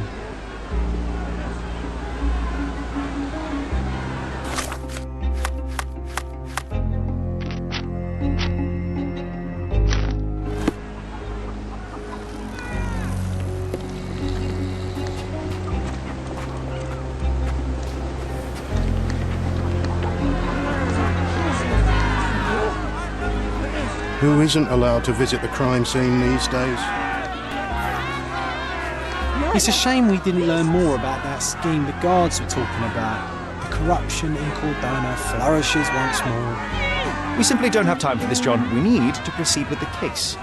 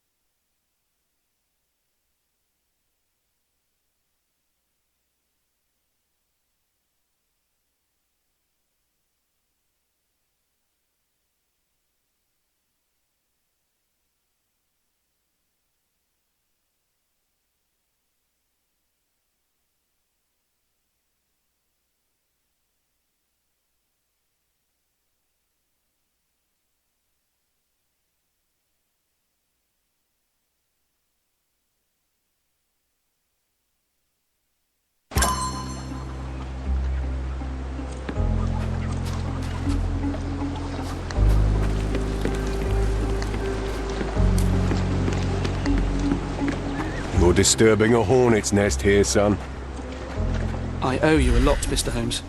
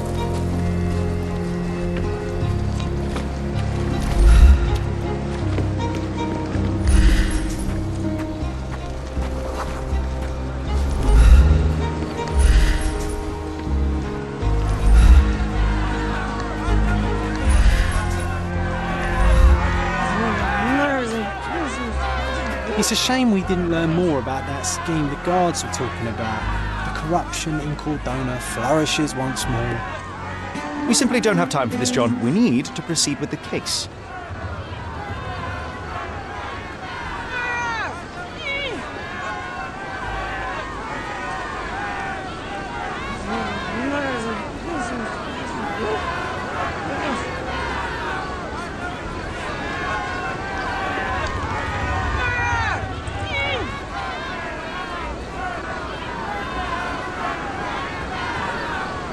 Murder!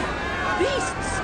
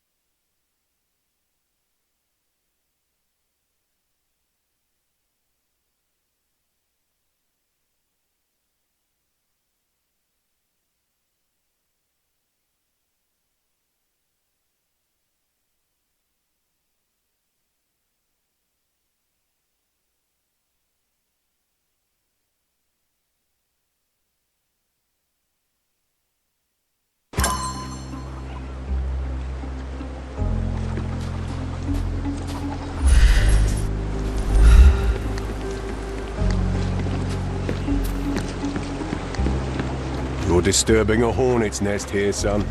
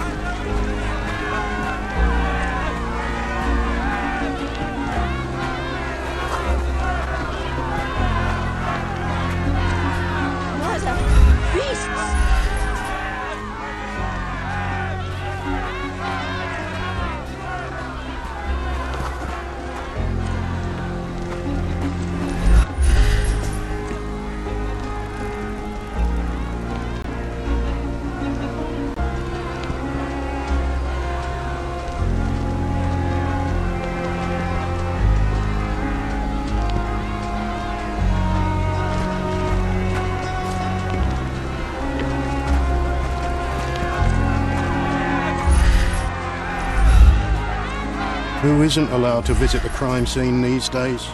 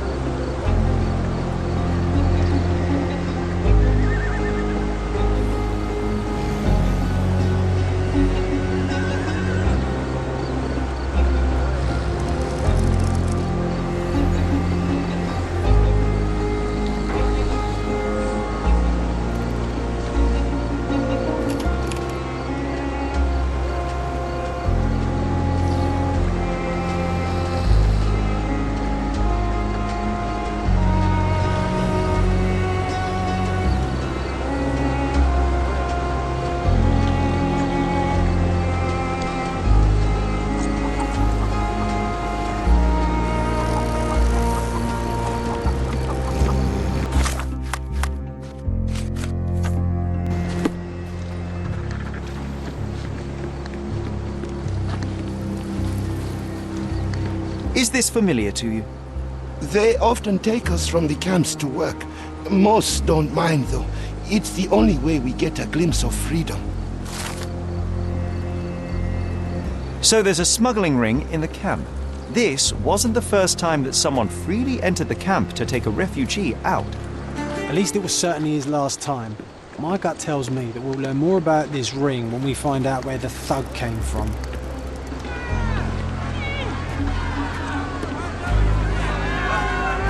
Murder! Beasts! Murder! Beasts!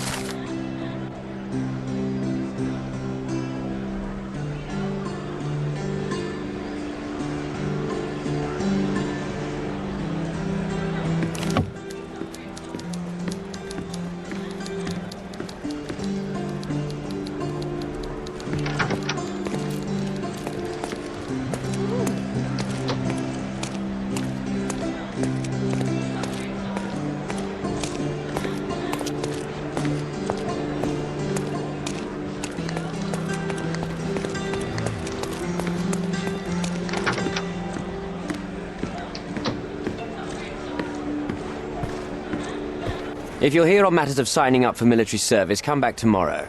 Our department needs to straighten out some business.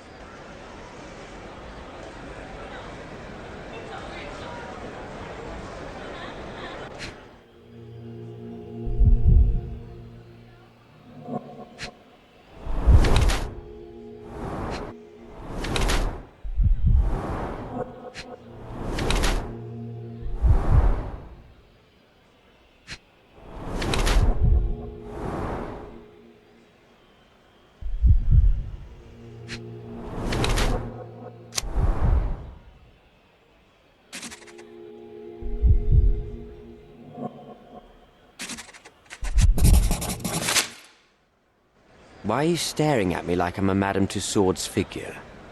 Didn't you hear what I just said? On my way here, I was wondering whether you might regret what you did. I tried my best to retain at least a shred of faith in humanity. I had hoped that you would hear her scream, see her face in your dreams, or at least once ask yourself how Naylor might feel. Who? Neither of my hopes were fulfilled. Why are you here?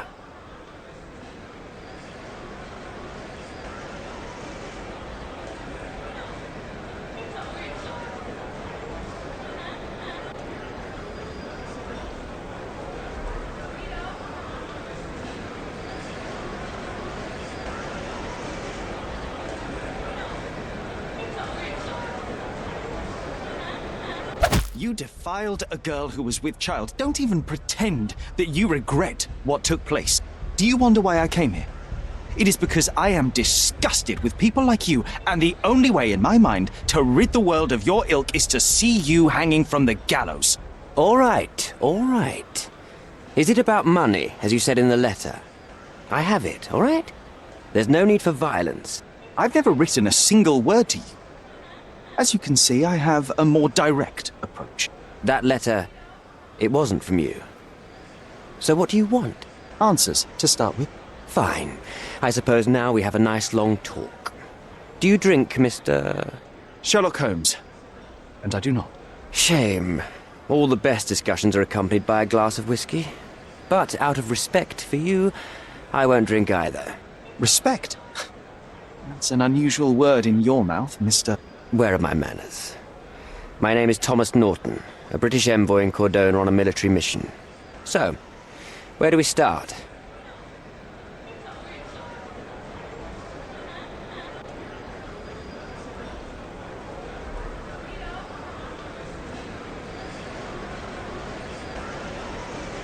You mentioned blackmail. Tell me about it. All right. A couple of days ago, I received an anonymous letter. It said that in the art gallery at Caravansary there exists a painting that incriminates me. The blackmailer made it clear that if there is a painting, then a photograph exists too.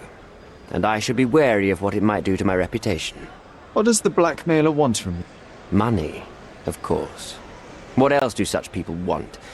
Needless to say, I don't remember anyone taking photographs at the party. Up until the last moment, I hoped he was bluffing. But he wasn't, as you've just proven to me. Show me the letter. I burnt it as soon as I read it. I've left enough evidence. There's no need for any more. So, let's return to the beginning. What happened at the party? I vaguely remember that night. As usual at such parties, you meet people, you talk with them, they invite you to spend some time alone with them. What can I say? I got myself mixed up with the wrong company, and somebody must have mixed some psychoactive substance in my drink. After that, it's all blurry. I completely lost my sanity. I made a terrible mistake which I regret deeply. You don't say. Do refugee girls often appear on the menu at those types of parties? It's rather rare. So you didn't attend the party to engage in an exotic experience involving a vulnerable woman unable to accuse you of assault? I would never have planned such a terrible thing. What happened was just bad circumstance. The painting that depicted you in the image of the devil was stolen by a mercenary. Did you have anything to do with it? I might be a rotten person, sir, but hiring criminals for illicit purposes is not in my daily schedule. And buying the painting in an attempt to hide the crime, is that on your daily schedule? What would you do in my situation? I would never put myself in such a situation. You're young. I could never have imagined myself in my current position. Yet, here I am in front of you. We all make mistakes, Mr. Holmes. And I'm no exception. Boniface Mercurio, does the name mean anything to you? He's an artist, right? The one responsible for the painting that compromises you. I found him dead in his room. Oh, that is bad. Wait, you don't think that I have anything to do with this? You had motive to kill him. Maybe I did, but listen. I know how this looks, but murder? That's on another level. I had thoughts that this Mercutio... Mercurio? Well, him, yes. I thought he could have been the blackmailer. But I was too afraid to make any hasty decisions. There were plenty of ways to fail by making a move, so I chose to wait. To see what he would do next. You have to believe me. I don't believe people, I believe evidence. Then look. at the evidence. Mr. Holmes, I've built my entire career on hard work and uncompromising dedication to the Crown. I made a mistake, but I'm not a villain from some cheap adventure fiction. By putting me behind bars, you will benefit precisely no one. Rotting in prison is the least you deserve, but I have a better idea. You will make amends and help the ones you hurt.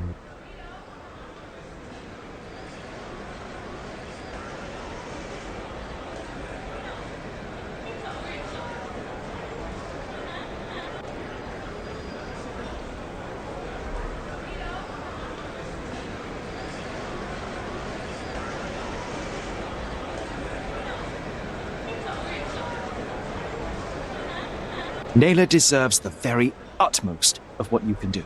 Help the girl? I can't risk the press paying extra attention to her. I will do anything except that. That's not all. Use your connections to help patriate the refugees, find them decent homes, give them jobs. There must be a meaning to your position and my decision. Yes, all right, I can do that. So, will you give me the photograph now? I need to think this all through. Don't do anything foolish in the meantime. What makes you think you can decide what's best for these people? Such is the arrogance of British imperialism. I take your point.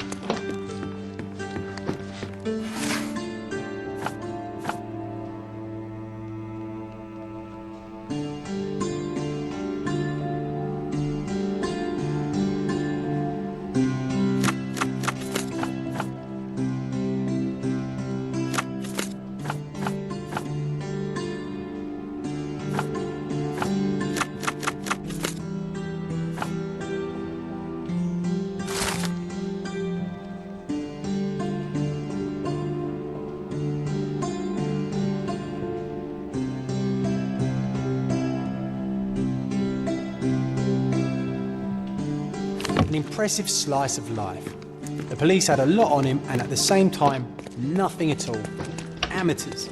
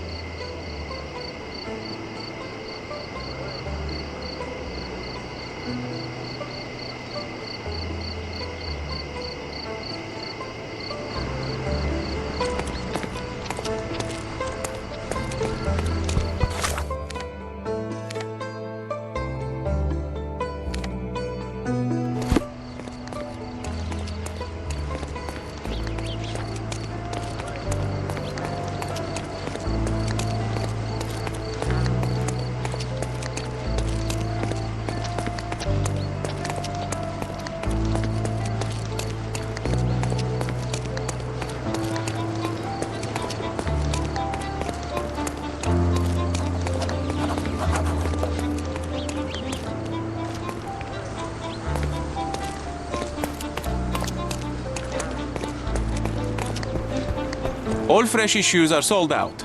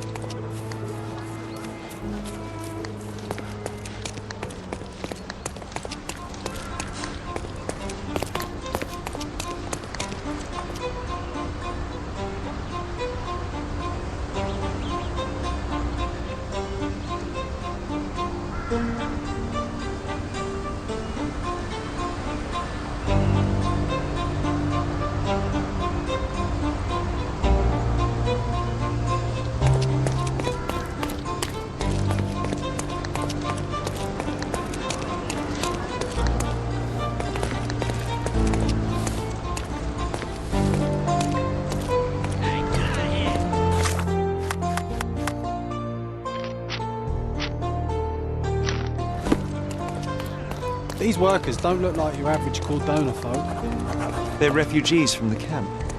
That's our way in, Sherry.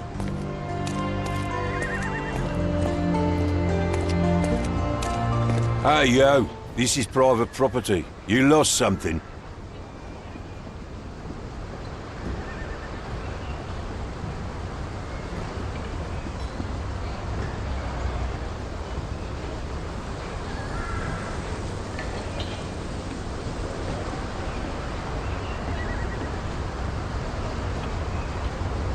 Good day, sir. I've been sent by City Hall to see Mr. Bernadotte about... Mr. Bernadotte isn't seeing anyone. You have 3 seconds to walk away or you'll never walk again. Capito? It's in Mr. Bernadotte's best interest to... 1. I did try to resolve this peacefully.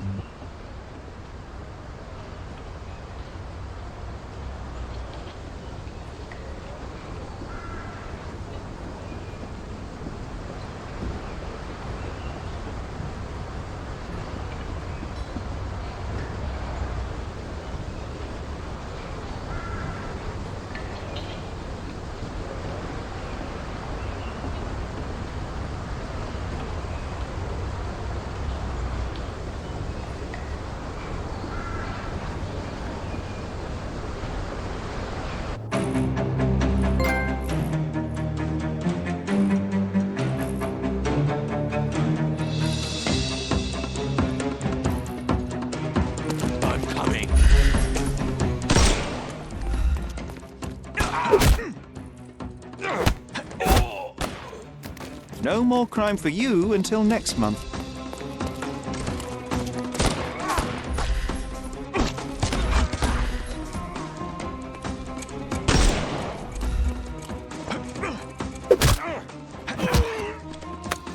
Don't bother moving. The snuff's ready.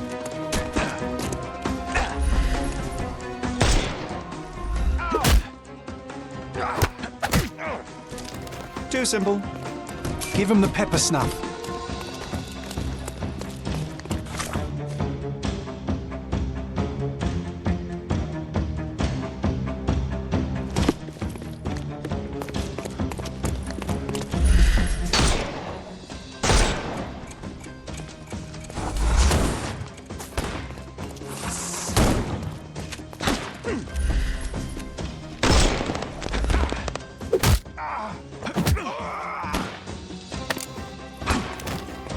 The snuff's ready.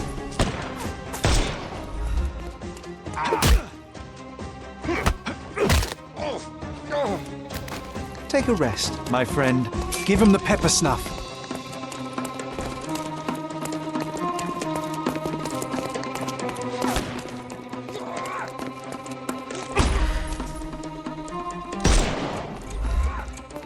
I'm coming. Don't... The snuff's...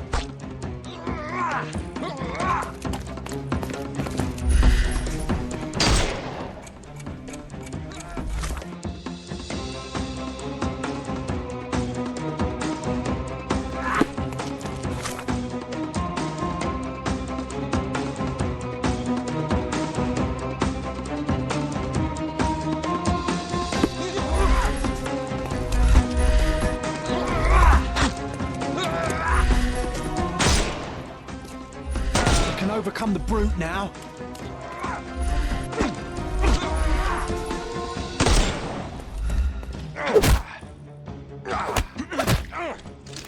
No more crime for you. Give him the pepper snuff.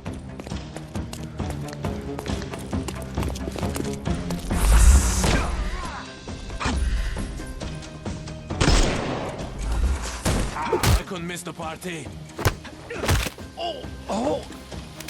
Don't bother moving. The snuff's ready.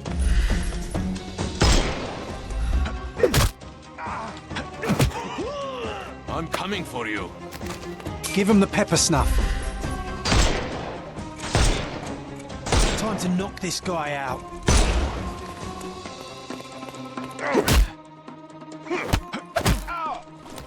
Take a rest, my... The snuff's ready.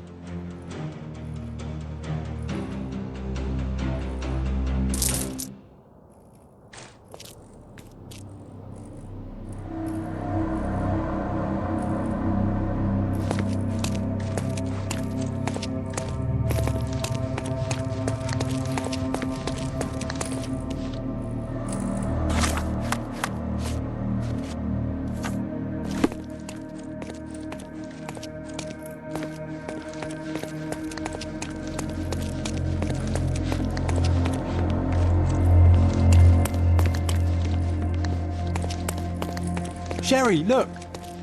This seems familiar.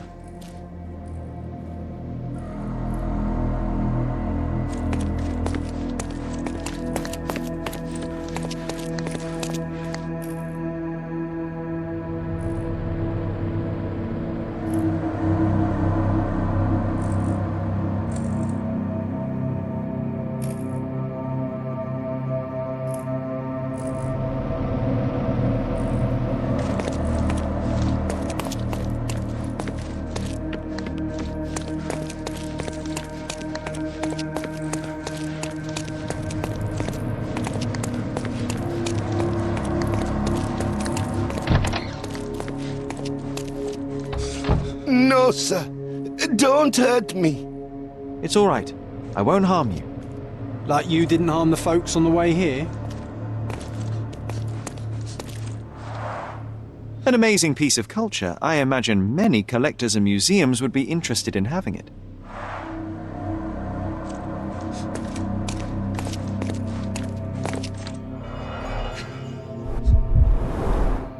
Let's see what's hidden there. Vogel's stolen painting.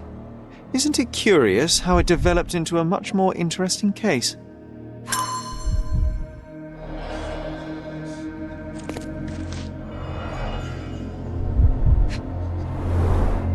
Masks, traditional for the Chokwe people of Central Africa.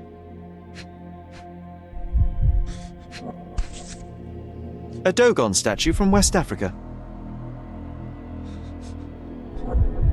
A century old at least.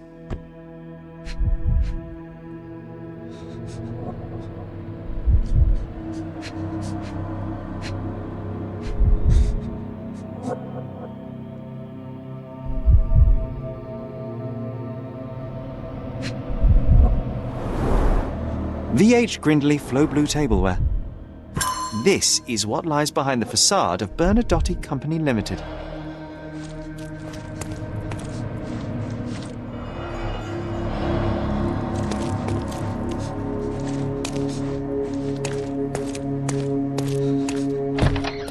Don't come any closer. One step and I'll shred you to pieces. Go ahead. Make my day. Right-o. Yes. Yep. Well, excuse me, sir. I think I hear... I've got to...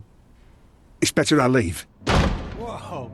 Oh, wow. That was as if somebody put my words in your mouth.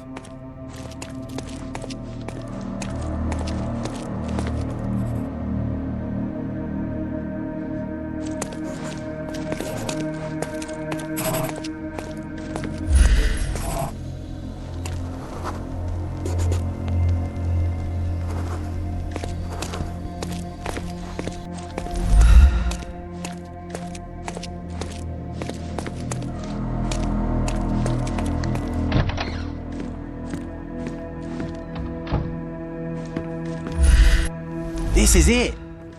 This is where all the magic happens. Please don't shoot me. I have a family.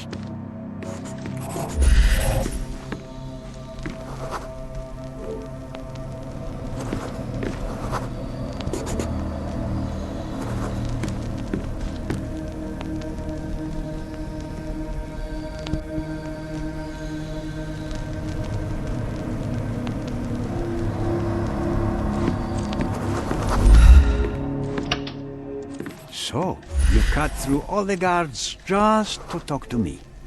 Then come here, and we shall talk.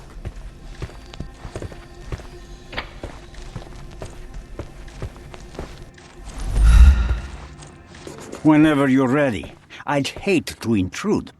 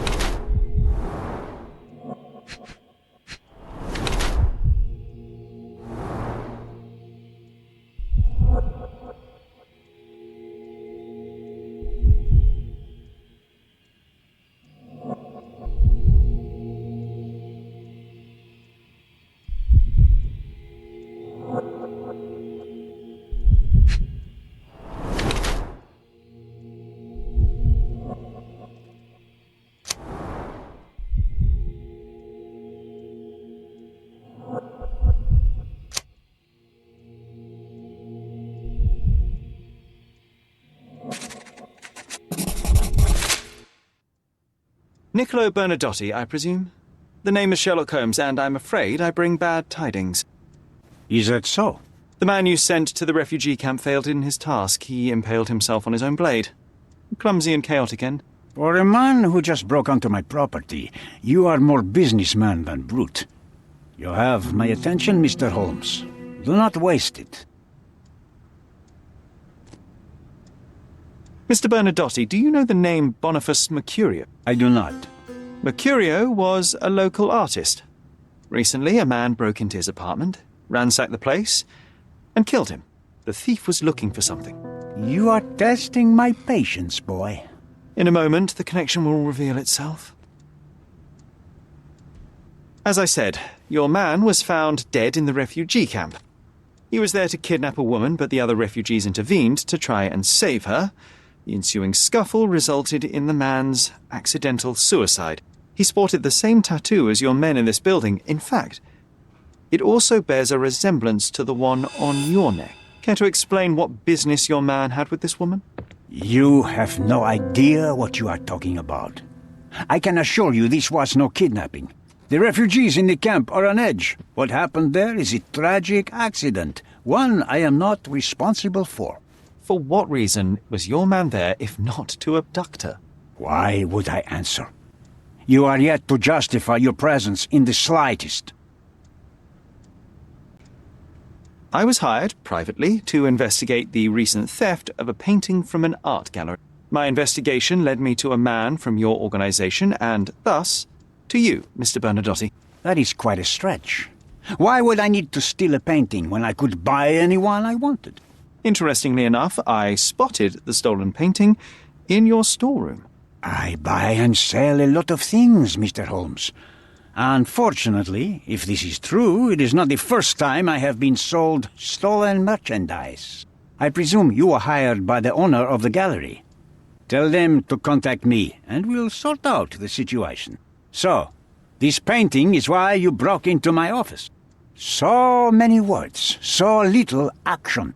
When you barged into my office, Mr. Holmes, I got the impression you wanted to talk business. Now I see you had come just to talk. Tell me exactly what you want, or get out. It was necessary groundwork for what comes next. I have enough evidence to conclude that the gallery thief, the artist's killer, and the dead man in the camp are all the same person. Your time is almost up, Mr. Holmes. Before you draw your gun, there is one final detail I am yet to mention. The young woman your man was tasked to collect from the refugee camp had been defiled at a perverse masquerade party. That violation was captured in a photograph by Boniface Mercurio and used as a reference for his painting. The photo shows the attacker's face. Finally. That's why you're here, Mr. Holmes. You have the photograph. It is what your man was after when he broke into Mercurio's apartment, and it is what you're after too, isn't it, Mr. Bernadotti? You have the photograph with you? How much do you want for it? I am not naive enough to carry it with me, but I am yet to decide what I shall do with it. I know the man in the photo is a British envoy. What interest do you have in his downfall?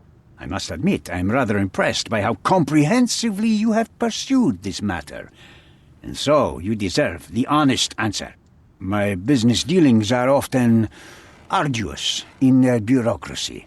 A man in his position, willing to look the other way, could ease my work significantly. In return, I will make sure no one looks his way either. A favor for a favor. Also known as blackmail, the modus operandi of any true professional. It was not originally my idea. Mercurio set things in motion, extorting the envoy for the most trivial of ends. Money. In response, the envoy hired my man to retrieve the painting and the photograph, eliminating Mercurio's leverage. I only learned the whole story after the artist was killed in his home. And rather than extricate yourself, instead you took over Mercurio's venture. It fell into my lap. As a businessman, I simply seized the opportunity. Now, how much do you want for the image?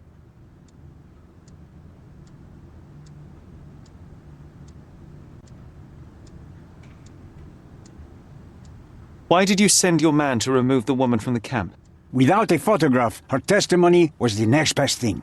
Securing her was in everyone's interest. Victims and witnesses all too often disappear. I thought the girl was safer with us. I did not anticipate what would happen at the camp. I could not help but appreciate the collection of smuggled artifacts in your storeroom. You have rather diversified your business. Oh, high and mighty of you, Mr. Holmes. Not all smuggling is immoral. I pay generous rates to developing cultures and spread their culture to eager buyers. And furthermore, I supply many immigrants with a taste of home. A very convenient way of thinking. I have traveled wildly, Mr. Holmes. I've seen people in far-flung lands for whom my services are a lifeline. Without them, they would starve. The tax on cargo is often so absurd that it would be more profitable to simply sink your ship than dock it in the harbor. And trust me, I am speaking from experience. I saw refugees from the camp at your warehouse. They work for you. I have made certain arrangements with City Hall and the police. Thanks to me, refugees can work and be paid. It's a pathway to freedom. And how much do you save by capitalizing on their cheap labor? I have heard no complaints. They seem happy just to get out of that slum. Why should I give you the photograph? Just name your price. What if my price were not money? You claim to have connections, Mr. Bernadotte. Perhaps you could improve conditions for the refugees. Give them a chance for a better life. Ha! I do have connections, Mr. Holmes, but help the whole camp? You are asking too much. I could, however, make arrangements for one person. The woman who was violated will have her own home outside the camp, solely for her and her child. She will no longer be a refugee, but a princess. That I can guarantee. Is that really possible? It will be neither fast nor easy, but I can do it. She deserves it, don't you agree? And as for her abuser, he will serve me, as much as he deserves. So in your plan, everybody will be given their due. Especially you, Mr. Bernadotte. Seems like a fair deal, no? I doubt anyone could offer you better. Simply give me the photograph, and the world becomes a better place. I give you my word.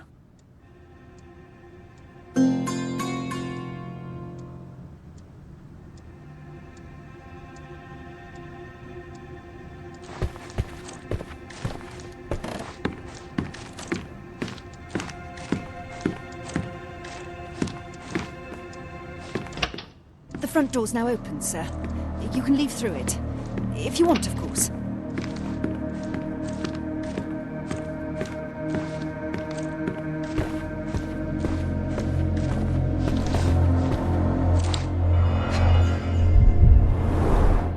I suppose it's Mr. Bernadotte with our fine governor.